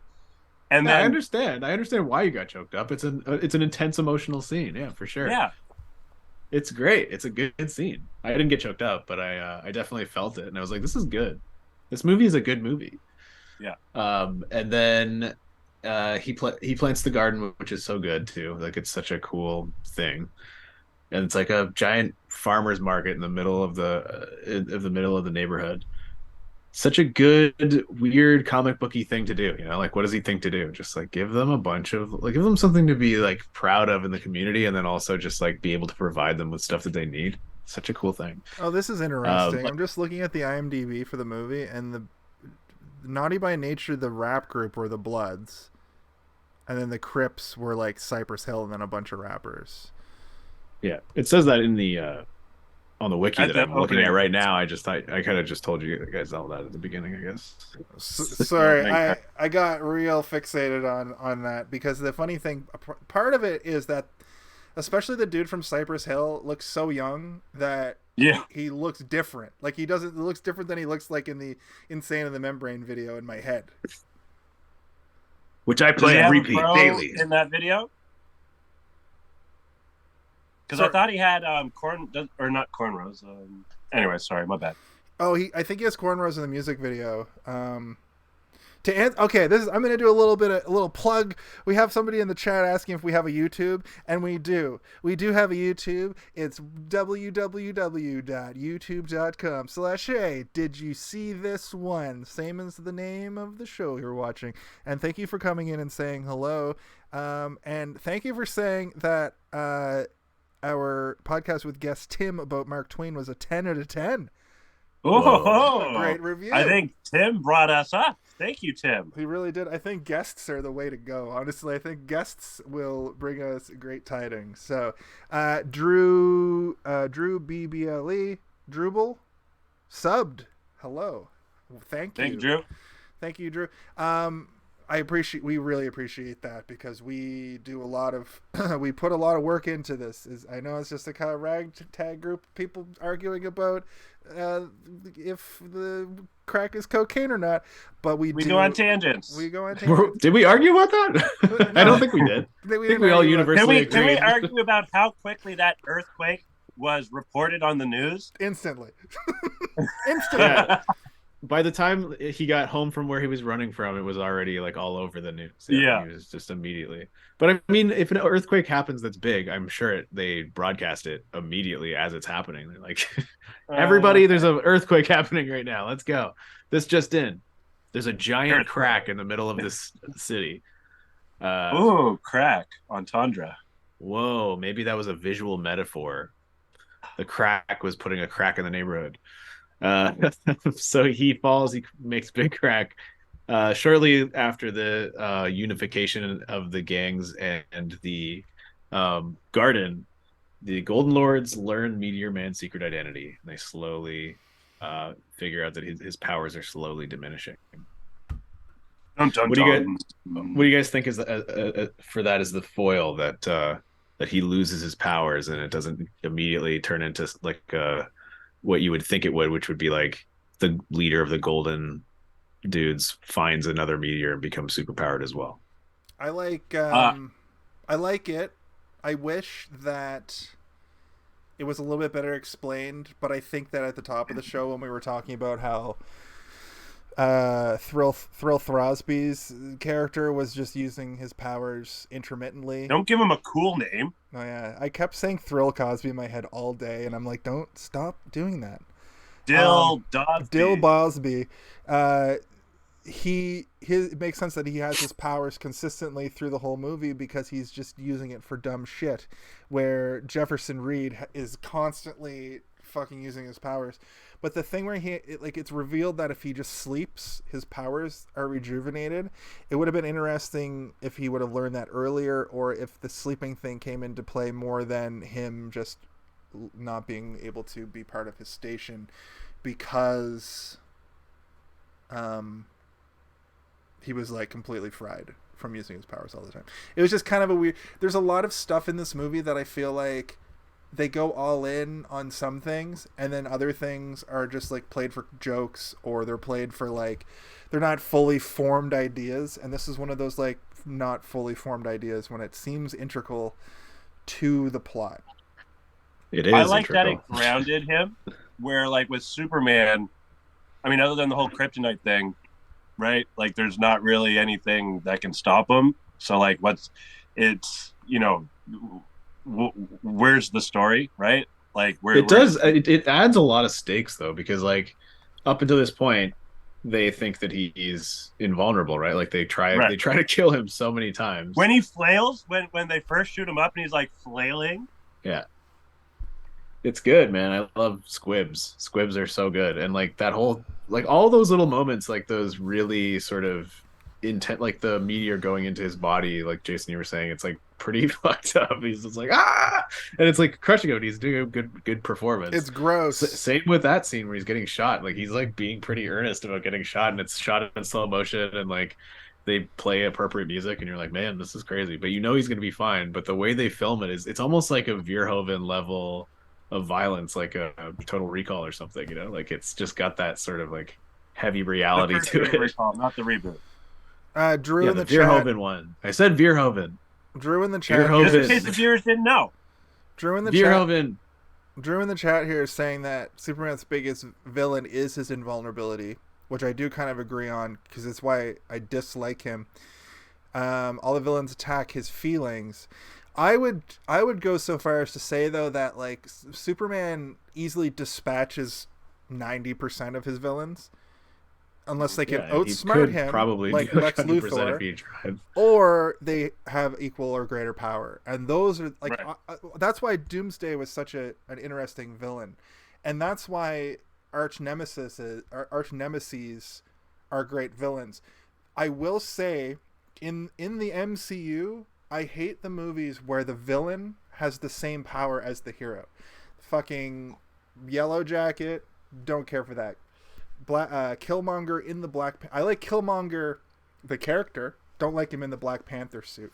The new movie actually has a little bit of that in it. The new Black Panther, without giving spoilers, this is a new movie. Those kinds of like power versus power things I don't care for, which is why the final battle in this, if it wasn't elevated by the wacky comedy hijinks, right, it might have been a little bit of a drag. But I'm wondering who becomes Meteor Man's ultimate villain, and it might be something like a Spider-Man where people learn his secret identity. Also, let's just talk for a second about how he still has a secret identity even though he wears no mask. He's got a suit. People looks completely different. Look at me. I look completely different right now. Yeah, but I know who you are. Look, what's the dude's name from Everything? Who pretends to be him on TV? What?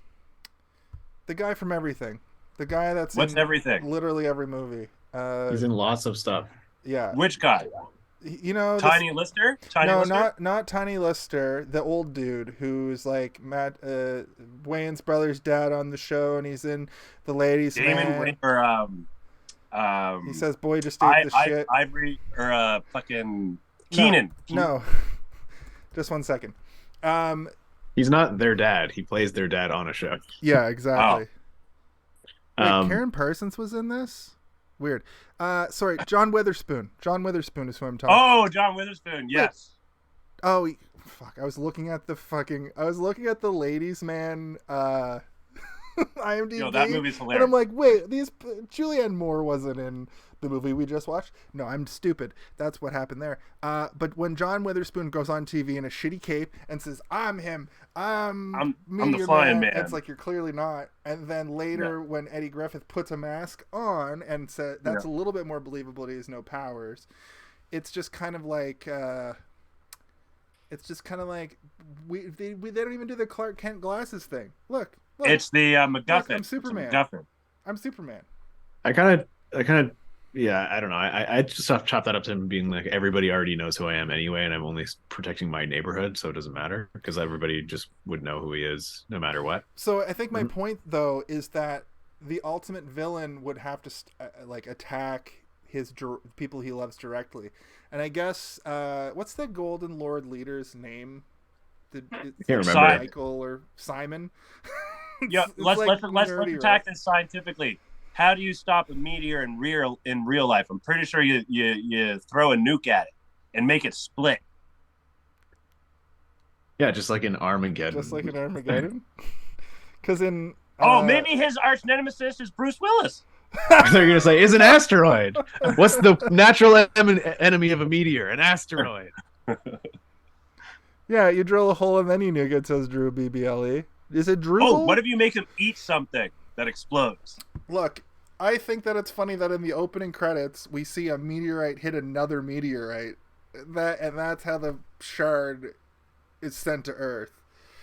I thought that was funny. So I guess you defeat a meteorite by putting something in front of it that's bigger. So well, then maybe that's why it has to be two of the same powers. So it's like, I think you're not wrong, Caleb, about the nuclear option. I think that's like what they think is the best option. Is like but you don't try and split it in half. You just try to alter its trajectory. Like you catch it early enough, and you can just like. But isn't that the push plot? It off course? Isn't that the plot to Superman 4, Nuclear Man? Nuclear Man. Superman 4. Which movie has that shitty fight scene in space? Because that's Nuclear Man, I thought. Wasn't that the third one? I think that isn't he fight himself? Isn't it like evil? No, he fights like the Nega Superman. Yeah, it's Superman 4, Nuclear Man. He looks like a pro wrestler. They took our idea. Well, what a bad name for a villain. Yeah, it's Nuclear also Man. An awful movie. It's fucking, compared to like the first Superman movie, it's dog shit. Yeah.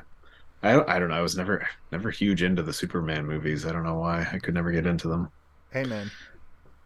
Well, so where this movie surpasses that is they could have just done him in a spandex suit but they added those textured or those like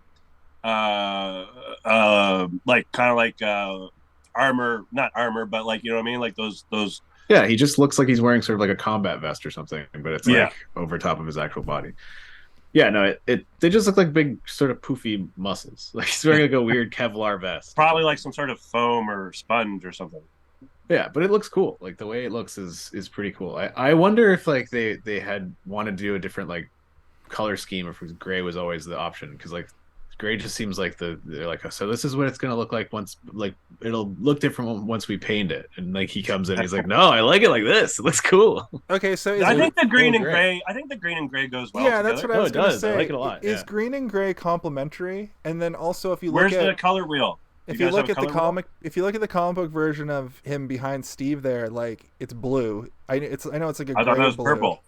Is that not purple? Oh fuck. Well, yeah, that's in comic books a lot of the time when they're coloring black, they'll just do it blue. But yeah, I don't know. You can see it's only like very harsh colors. They probably did like a limited run where they did a very specific amount of shading where they didn't have to use a lot of colors. Like now it's like all photo printed. You can do as many colors as you want, but there was a time when they would like print it on newspaper press and they could only use specific colors, or else it cost more money to do. To answer your question, Drupal in the chat, he asked a very good question. Was Meteor Man and Blank Man the same writers and producers? No. Blank Man, that's the one with David Wayans, right? Blank Man is a Wayans Brothers production.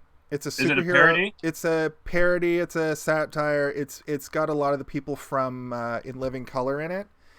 And then is Jim Carrey in it?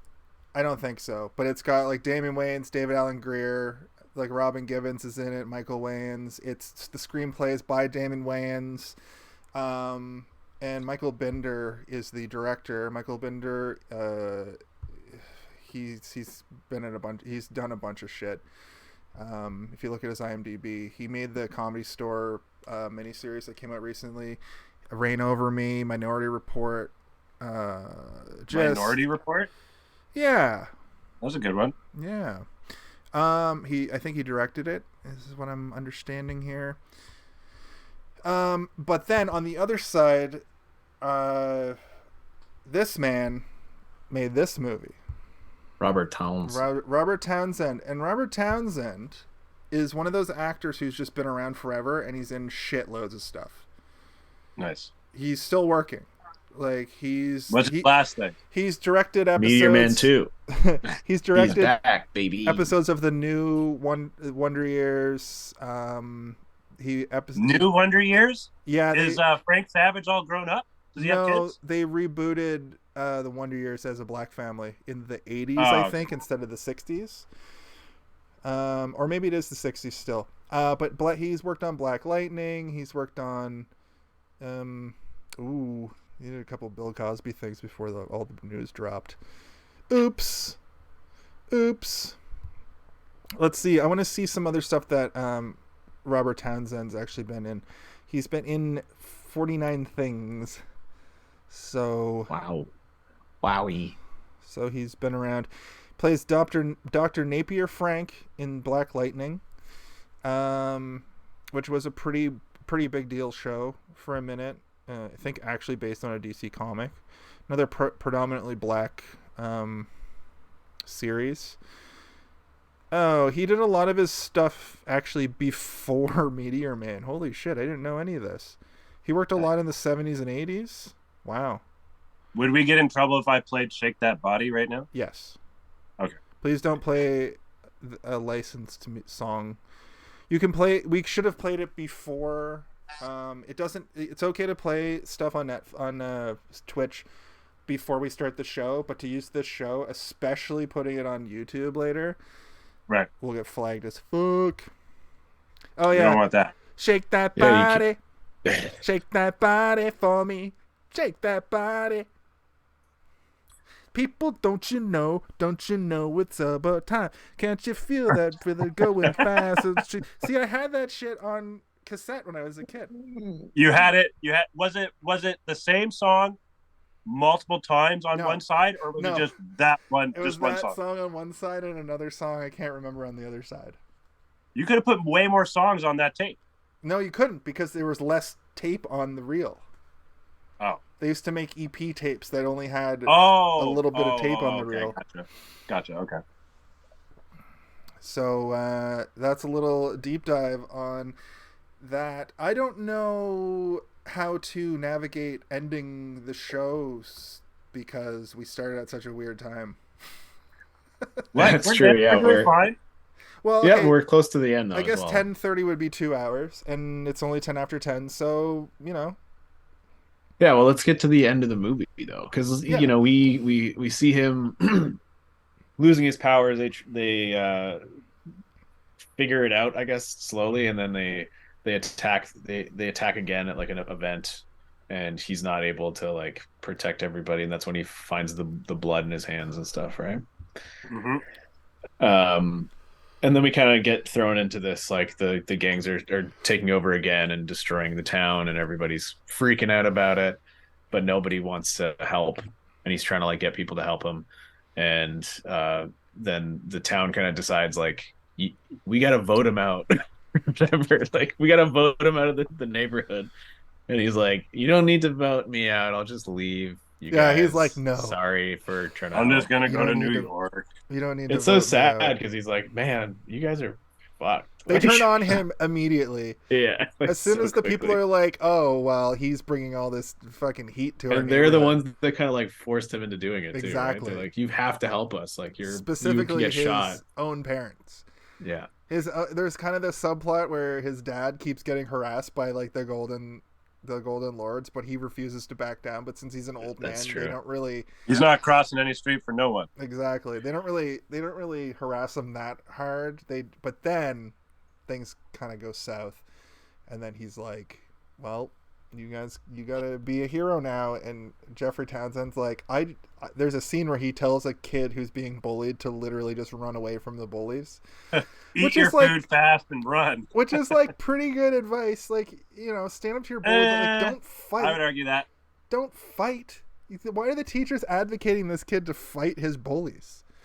Anyway, and both the parents. Yeah. And both the parents. I get the parents. We teach our son to kick ass. Parents are psychos. Not to run away.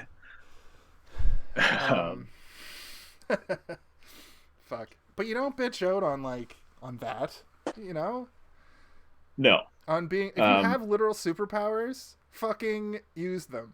That's my advice to any aspiring superhero. With great power comes great responsibility, Jason. I couldn't have said it better myself.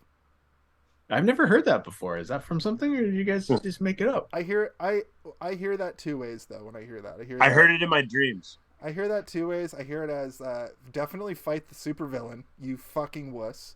And also, don't use your superpowers to like be a professional Look at wrestler people naked, or look at people naked and make money. Don't be like Booster Gold. Be like Superman, but don't be like Superman because he sucks. Be like Batman. Batman kind of. Be like Batman. Batman is the worst. Batman kind of sucks too. Ultimately, no offense, but just Batman movies are all about the villains. Endlessly tortured man who is obsessed with ending but crime. It's weird because they never crime. really they always skirt around the fact that Bruce Wayne is just as psycho as his rogue scallions. Yeah, I don't know if they really skirt around in the movies. They skirt around it, but like they just constantly are like, you're just as mentally ill as the rest of us. You the Joker says man. that a lot, and the Riddler says that a lot. Like, you're just as fucked up as we are. He is. He's maybe even more. Like, he's obsessed with taking them down, but never getting rid of them. Look, Drew, but we all agree that Batman is amazing. I'm just saying that he sucks. Oh, I love Batman. He sucks insofar as being a hero, a traditional hero. I don't think if you became a superhero, you should not act like Batman. Yeah. You should really try not to act like Especially if Batman. all of your wealth is like you have Jeff Bezos level money and you use it to like R&D, all this crazy. Like, Jeff Bezos could be Batman. He's got Bruce Wayne. He's got significantly more than Wayne Enterprise money. I would say. I think Elon Musk. That's probably true. Before Elon and Jeff. Oh man, they would probably be the hero and villain. Guys, what you're describing is just two different versions of Lex Luthor. One it's true. with hair and one That's without hair. Actually, you're right. Just bald Lex Luthor and slightly less bald. One of them's Luthor. fake hair though, isn't it? Isn't it plugs? He's got plugs. Yeah. Well, yeah. Drubel says that Jeff Bezos and Elon are tiny wimps, but I'm sure that they could have, look at Vince McMahon. He was a huge, jacked up, juicy roid freak by the end of his wrestling career. When he was just an announcer in the 80s, he was a wimp. He's a little wimpy dude, right? And he became a juicy, roidy freak. Imagine if Elon Musk got on the juice, started lifting weights, started juicing up. He got trained by a shadow organization of ninjas. Fucking got Joe Rogan? Yep. Got the go ahead from a Ra's al Ghul type figure in his life. Who are you talking about right now? Now I'm talking about Elon Musk becoming Batman. Listen, we all know that he's an asshole piece of shit. Like he would never be Batman.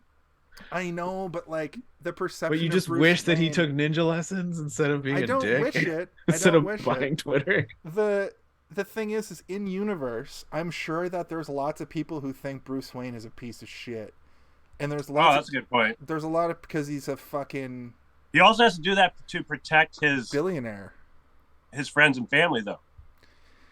Bruce Wayne could do a lot more. Ban all the people. Bruce Wayne could do a lot more with his money to help Gotham than to go out and fight crocodile monsters in the sewers. Yeah, they go to their way in the comics and movies to make sure that the Wayne Enterprises is not like a abusive company that like causes people to shit themselves while they're sorting packages or whatever. True. I guess. They still do that? Oh yeah, they're pissing in jars hard. Anyway, let's hard pissing jars. So, we fast forward a bit and, he's going to leave, but then the gang ultimately just completely destroys the entire block. And then he decides to stand up to them. And, the guy sort of tricks him and says, like, I'm sorry this had to happen to your neighborhood, but I'm going to leave now. I'm going to New York. I'll see you later. And then he just starts kicking the shit out of him, beating him up. I have a question about Simon. What's the fuck is the deal with the weird the ADR that they do throughout this movie for him? They do a lot of ADR on him. So inconsistent, though. My assumption is that the actor probably was able to give this very like deep, imposing performance at certain points when it's quiet, but as soon as it got loud, his voice probably couldn't keep that low register. So he's like, everything all right, and like his voice probably just sounds normal, and they're like, he doesn't sound as imposing anymore. Let's ADR these lines, and you just speak deeply and lowly during an action maybe sequence. They just at some points they were like, just act it normally, and then we'll ADR and you being like, I'm the villain man. Yeah, exactly. Yeah. But I don't know if that's true. That's just kind of it felt that way to me. It's like his volume is so high for like the lowness of his voice that they might have just did it to make him sound scarier at points. That's true. I thought it was like part of his superpower, but then he didn't even have the powers yet. That's his one power. I can talk at a deep register. I can talk very deeply at any volume. So that's when what's his name shows up. The guy, I don't know his name. He was famous in like the 80s and early 90s, but he shows up. He plays the homeless guy, and he arrives and pulls all the guns out of everybody's hands. Oh, that guy. Yeah. With telekinesis. Yeah. Some weird guy with a sitcom who, I don't know. Everybody kind of forgot about what he did. The sitcom was good. The supporting actors on the sitcom were fantastic. One of them got their own show called That's So Raven. Mm-hmm. and then that show got a spin-off where That's So Raven. Oh, that's not so Raven. That's extra Raven.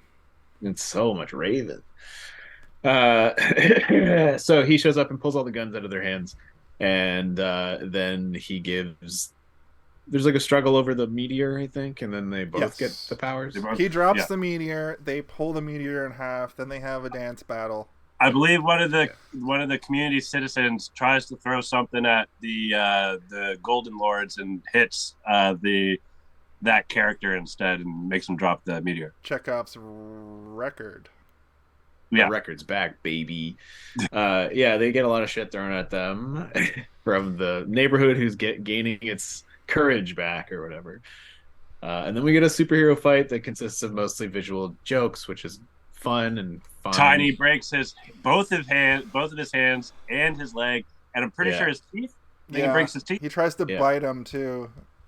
The Sonny Lister subplot of him breaking his various limbs on Meteor Man's stomach is fantastic, because Sonny Lister or Tiny Lister is he's in a lot of things as a super big imposing monster who always, like the president of the United States in The Fifth Element, or isn't he the president of the world? I can't remember. He plays a president, but that's I actually bought that on Blu-ray. It's funny. It's like before Idiocracy, where it's just like this giant as the president, and everybody around him is so small, so tiny. Dude, if The Rock just becomes the president, man. because of course he's going to become the president if he actually runs in 2024. In Idiocracy and what movie did you say it was? Minority Report? The Fifth Element. The Fifth Element? Yeah. They just called it. They're like, someday some movie star juiced up roid freak is going to become the man of the country. Oh yeah, didn't Joe Rogan call out The Rock for using enhancements or something like that? Yeah, but he's like, no duh. Obviously. Have you seen me? Look at these fucking 90-inch pythons. I heard something about people getting pissed off for actors using enhancements for a role. Like, that to me doesn't make sense. If it's a sporting event, like some sort of sport, that makes sense not to have enhancements. What it is, but for a role for a movie, who gives a fuck? No, what it is those the gym bro community, they think that any enhancement is bad, but it's in that vein of, you obviously do it. It's kind of that thing of, you know how like Chris Pratt shows up as an action hero after playing the slovenly, like schlubby guy for years. He just shows up and now he's an action star, and or when Rob McElhenney from It's Always Sunny, he became a fat guy, and hilarious. Then yes, we've all seen fat guys get ripped. No. But what I'm saying is, you can just pay for that, and because if you have the right kind of money, if you add steroids to that, that's when you get like, The Rock. It's the point. Arnold Schwarzenegger, I'm sure that might be controversial to say. I'm pretty sure Arnold Schwarzenegger used performance enhancing. I think he's au naturel. I think he might be au naturel. But like later, at Last Action Hero era.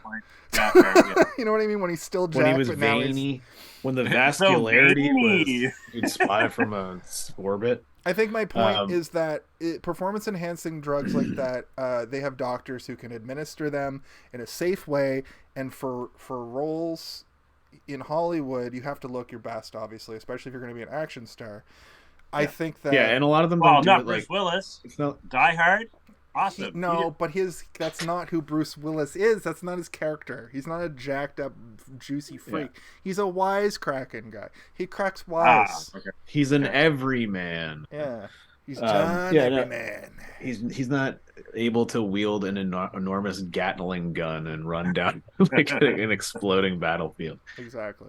I agree. Like I don't think that it should matter if it's all for a visual medium, and they're not doing it forever. They're doing it for a couple of days to look like that. Like a lot of people, they like don't drink water for 2 days before they go on set. Zach Efron. It dehydrates you and it makes your skin look tighter over your muscles. That's the Zach Efron thing of him being like, for Baywatch, I filmed that movie and I looked like that for that movie, but that's not.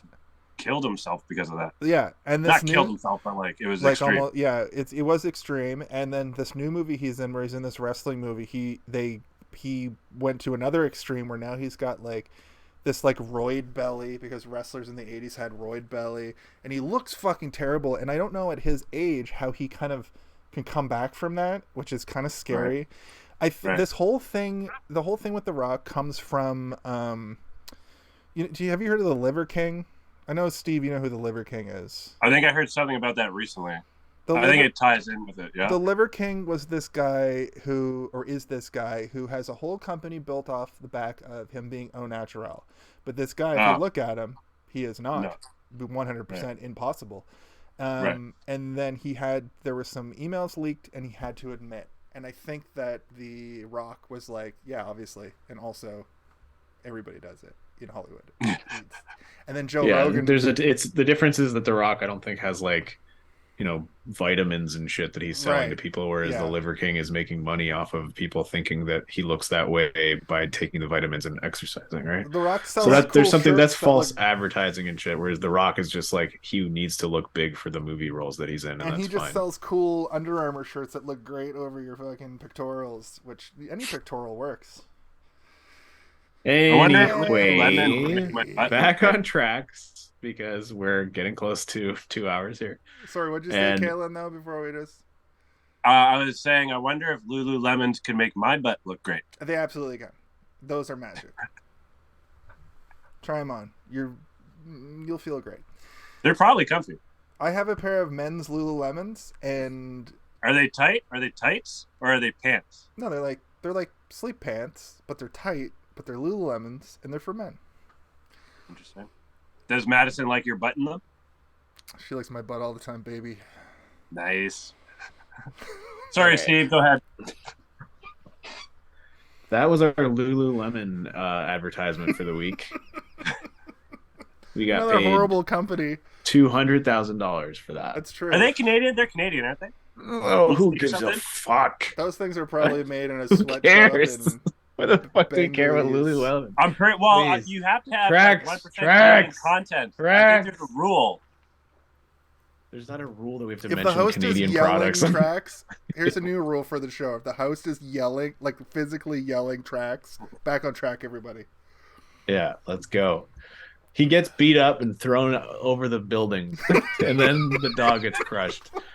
And then the bad guy gets everyone to shoot him a bunch of bullets, and it's cool. And he likes it. He likes it. And then he loves it, in fact. He shows up again in his costume, and he says, "I don't think so," or something. And then he fights him again and kicks the shit out of him. And then his powers are leaving him again after they heal the dog. And then a whole bunch more criminals show up in all sorts of cool cars and shit. And I love that there's like an old mobster car from like Dick Tracy. The guy gets up. And they all have high-powered rifles. And you think, Meteor Man is fucked this time. But then no, all the gangs show up. They show up and they basically like Spartan 300 style like pincer them in the street. All the gangsters from all across the country and the world perhaps have, I don't know, like 100. The thing is this moment is meant to feel very triumphant, but to me I was like, oh my god, there's so many people with guns in this neighborhood so many. right now. It's crazy. So many people with guns. And they're all criminals. Like there's no police there. It's just all illegal weaponry. They had permits. There's like no maybe, but police that means they're movie. just marching around the cities with like full of machine guns. That's crazy. It's like 2 miniature armies. Anyway, did you guys catch that? There's no police presence in this whole movie. Well, there is during there was that the one gang scene where he's the police and the gangs. Remember? The one police officer. You said no. Okay. One is. The rest of the time. The unification there was meant to imply that the two gangs are working together to make the neighborhood better with the aid of the police. Like the police are also the police helping, also gave their guns up, and then vigilante justice reigns from that point on. That's my headcanon. Right. We're at the end of the movie where the gangs, the bad gang, gets scared away by the good gang. The good gang being the amalgamation of the Crips and the Bloods.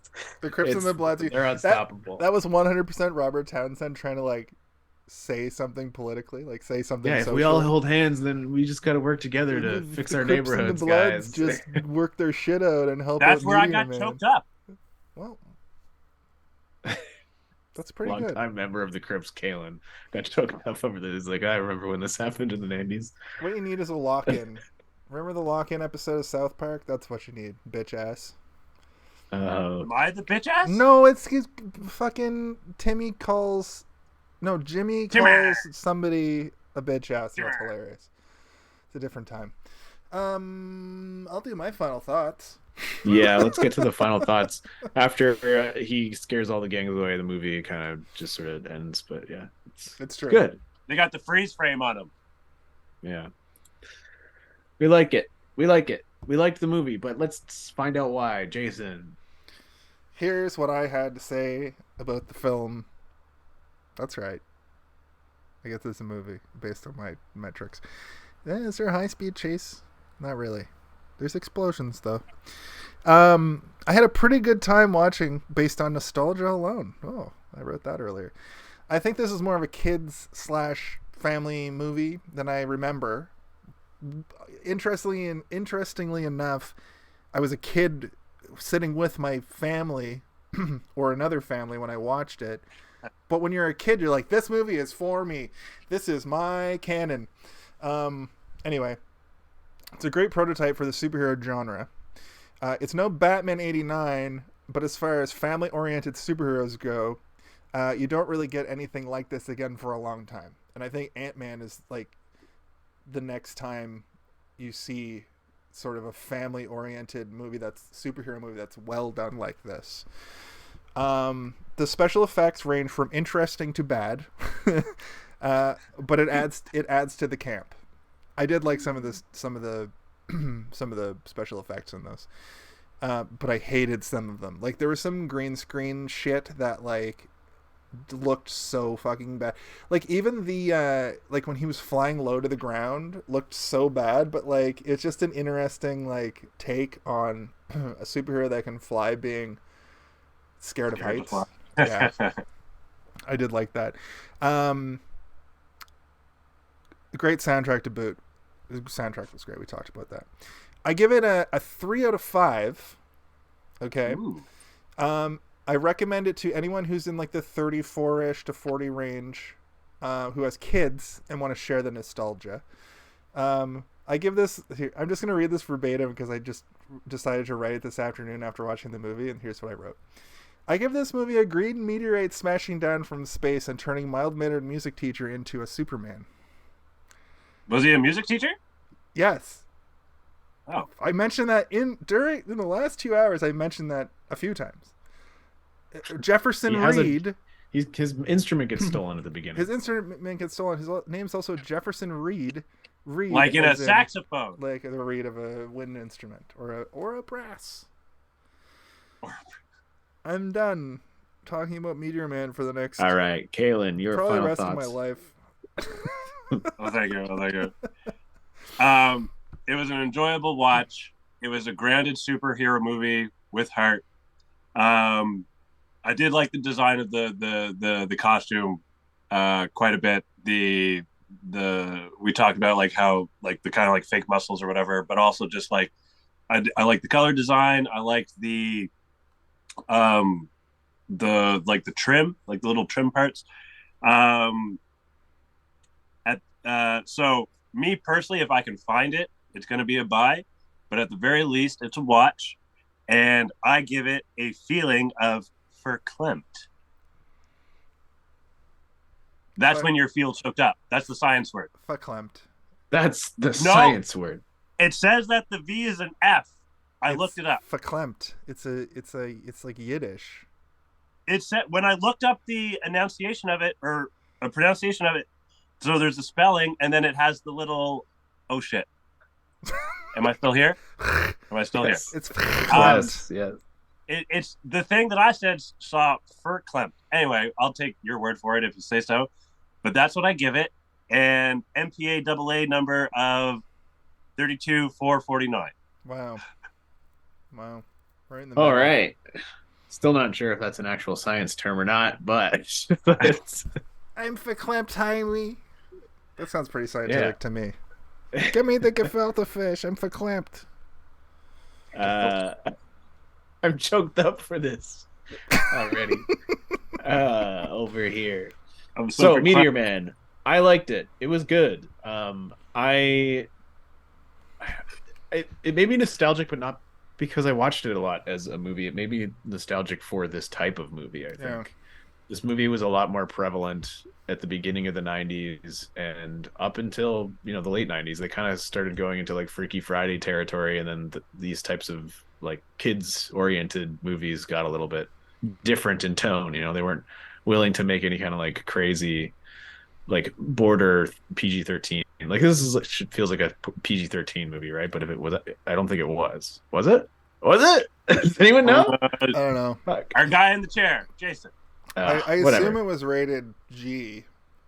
Yeah, but like it feels maybe almost just like PG, not PG-13. Maybe just PG. That's what I mean. Yeah, but like it feels like they just kind of got the cutoff, because there are some moments in it, like the asteroid going to his body and him getting shot, and like that kind of stuff is like pretty violent imagery.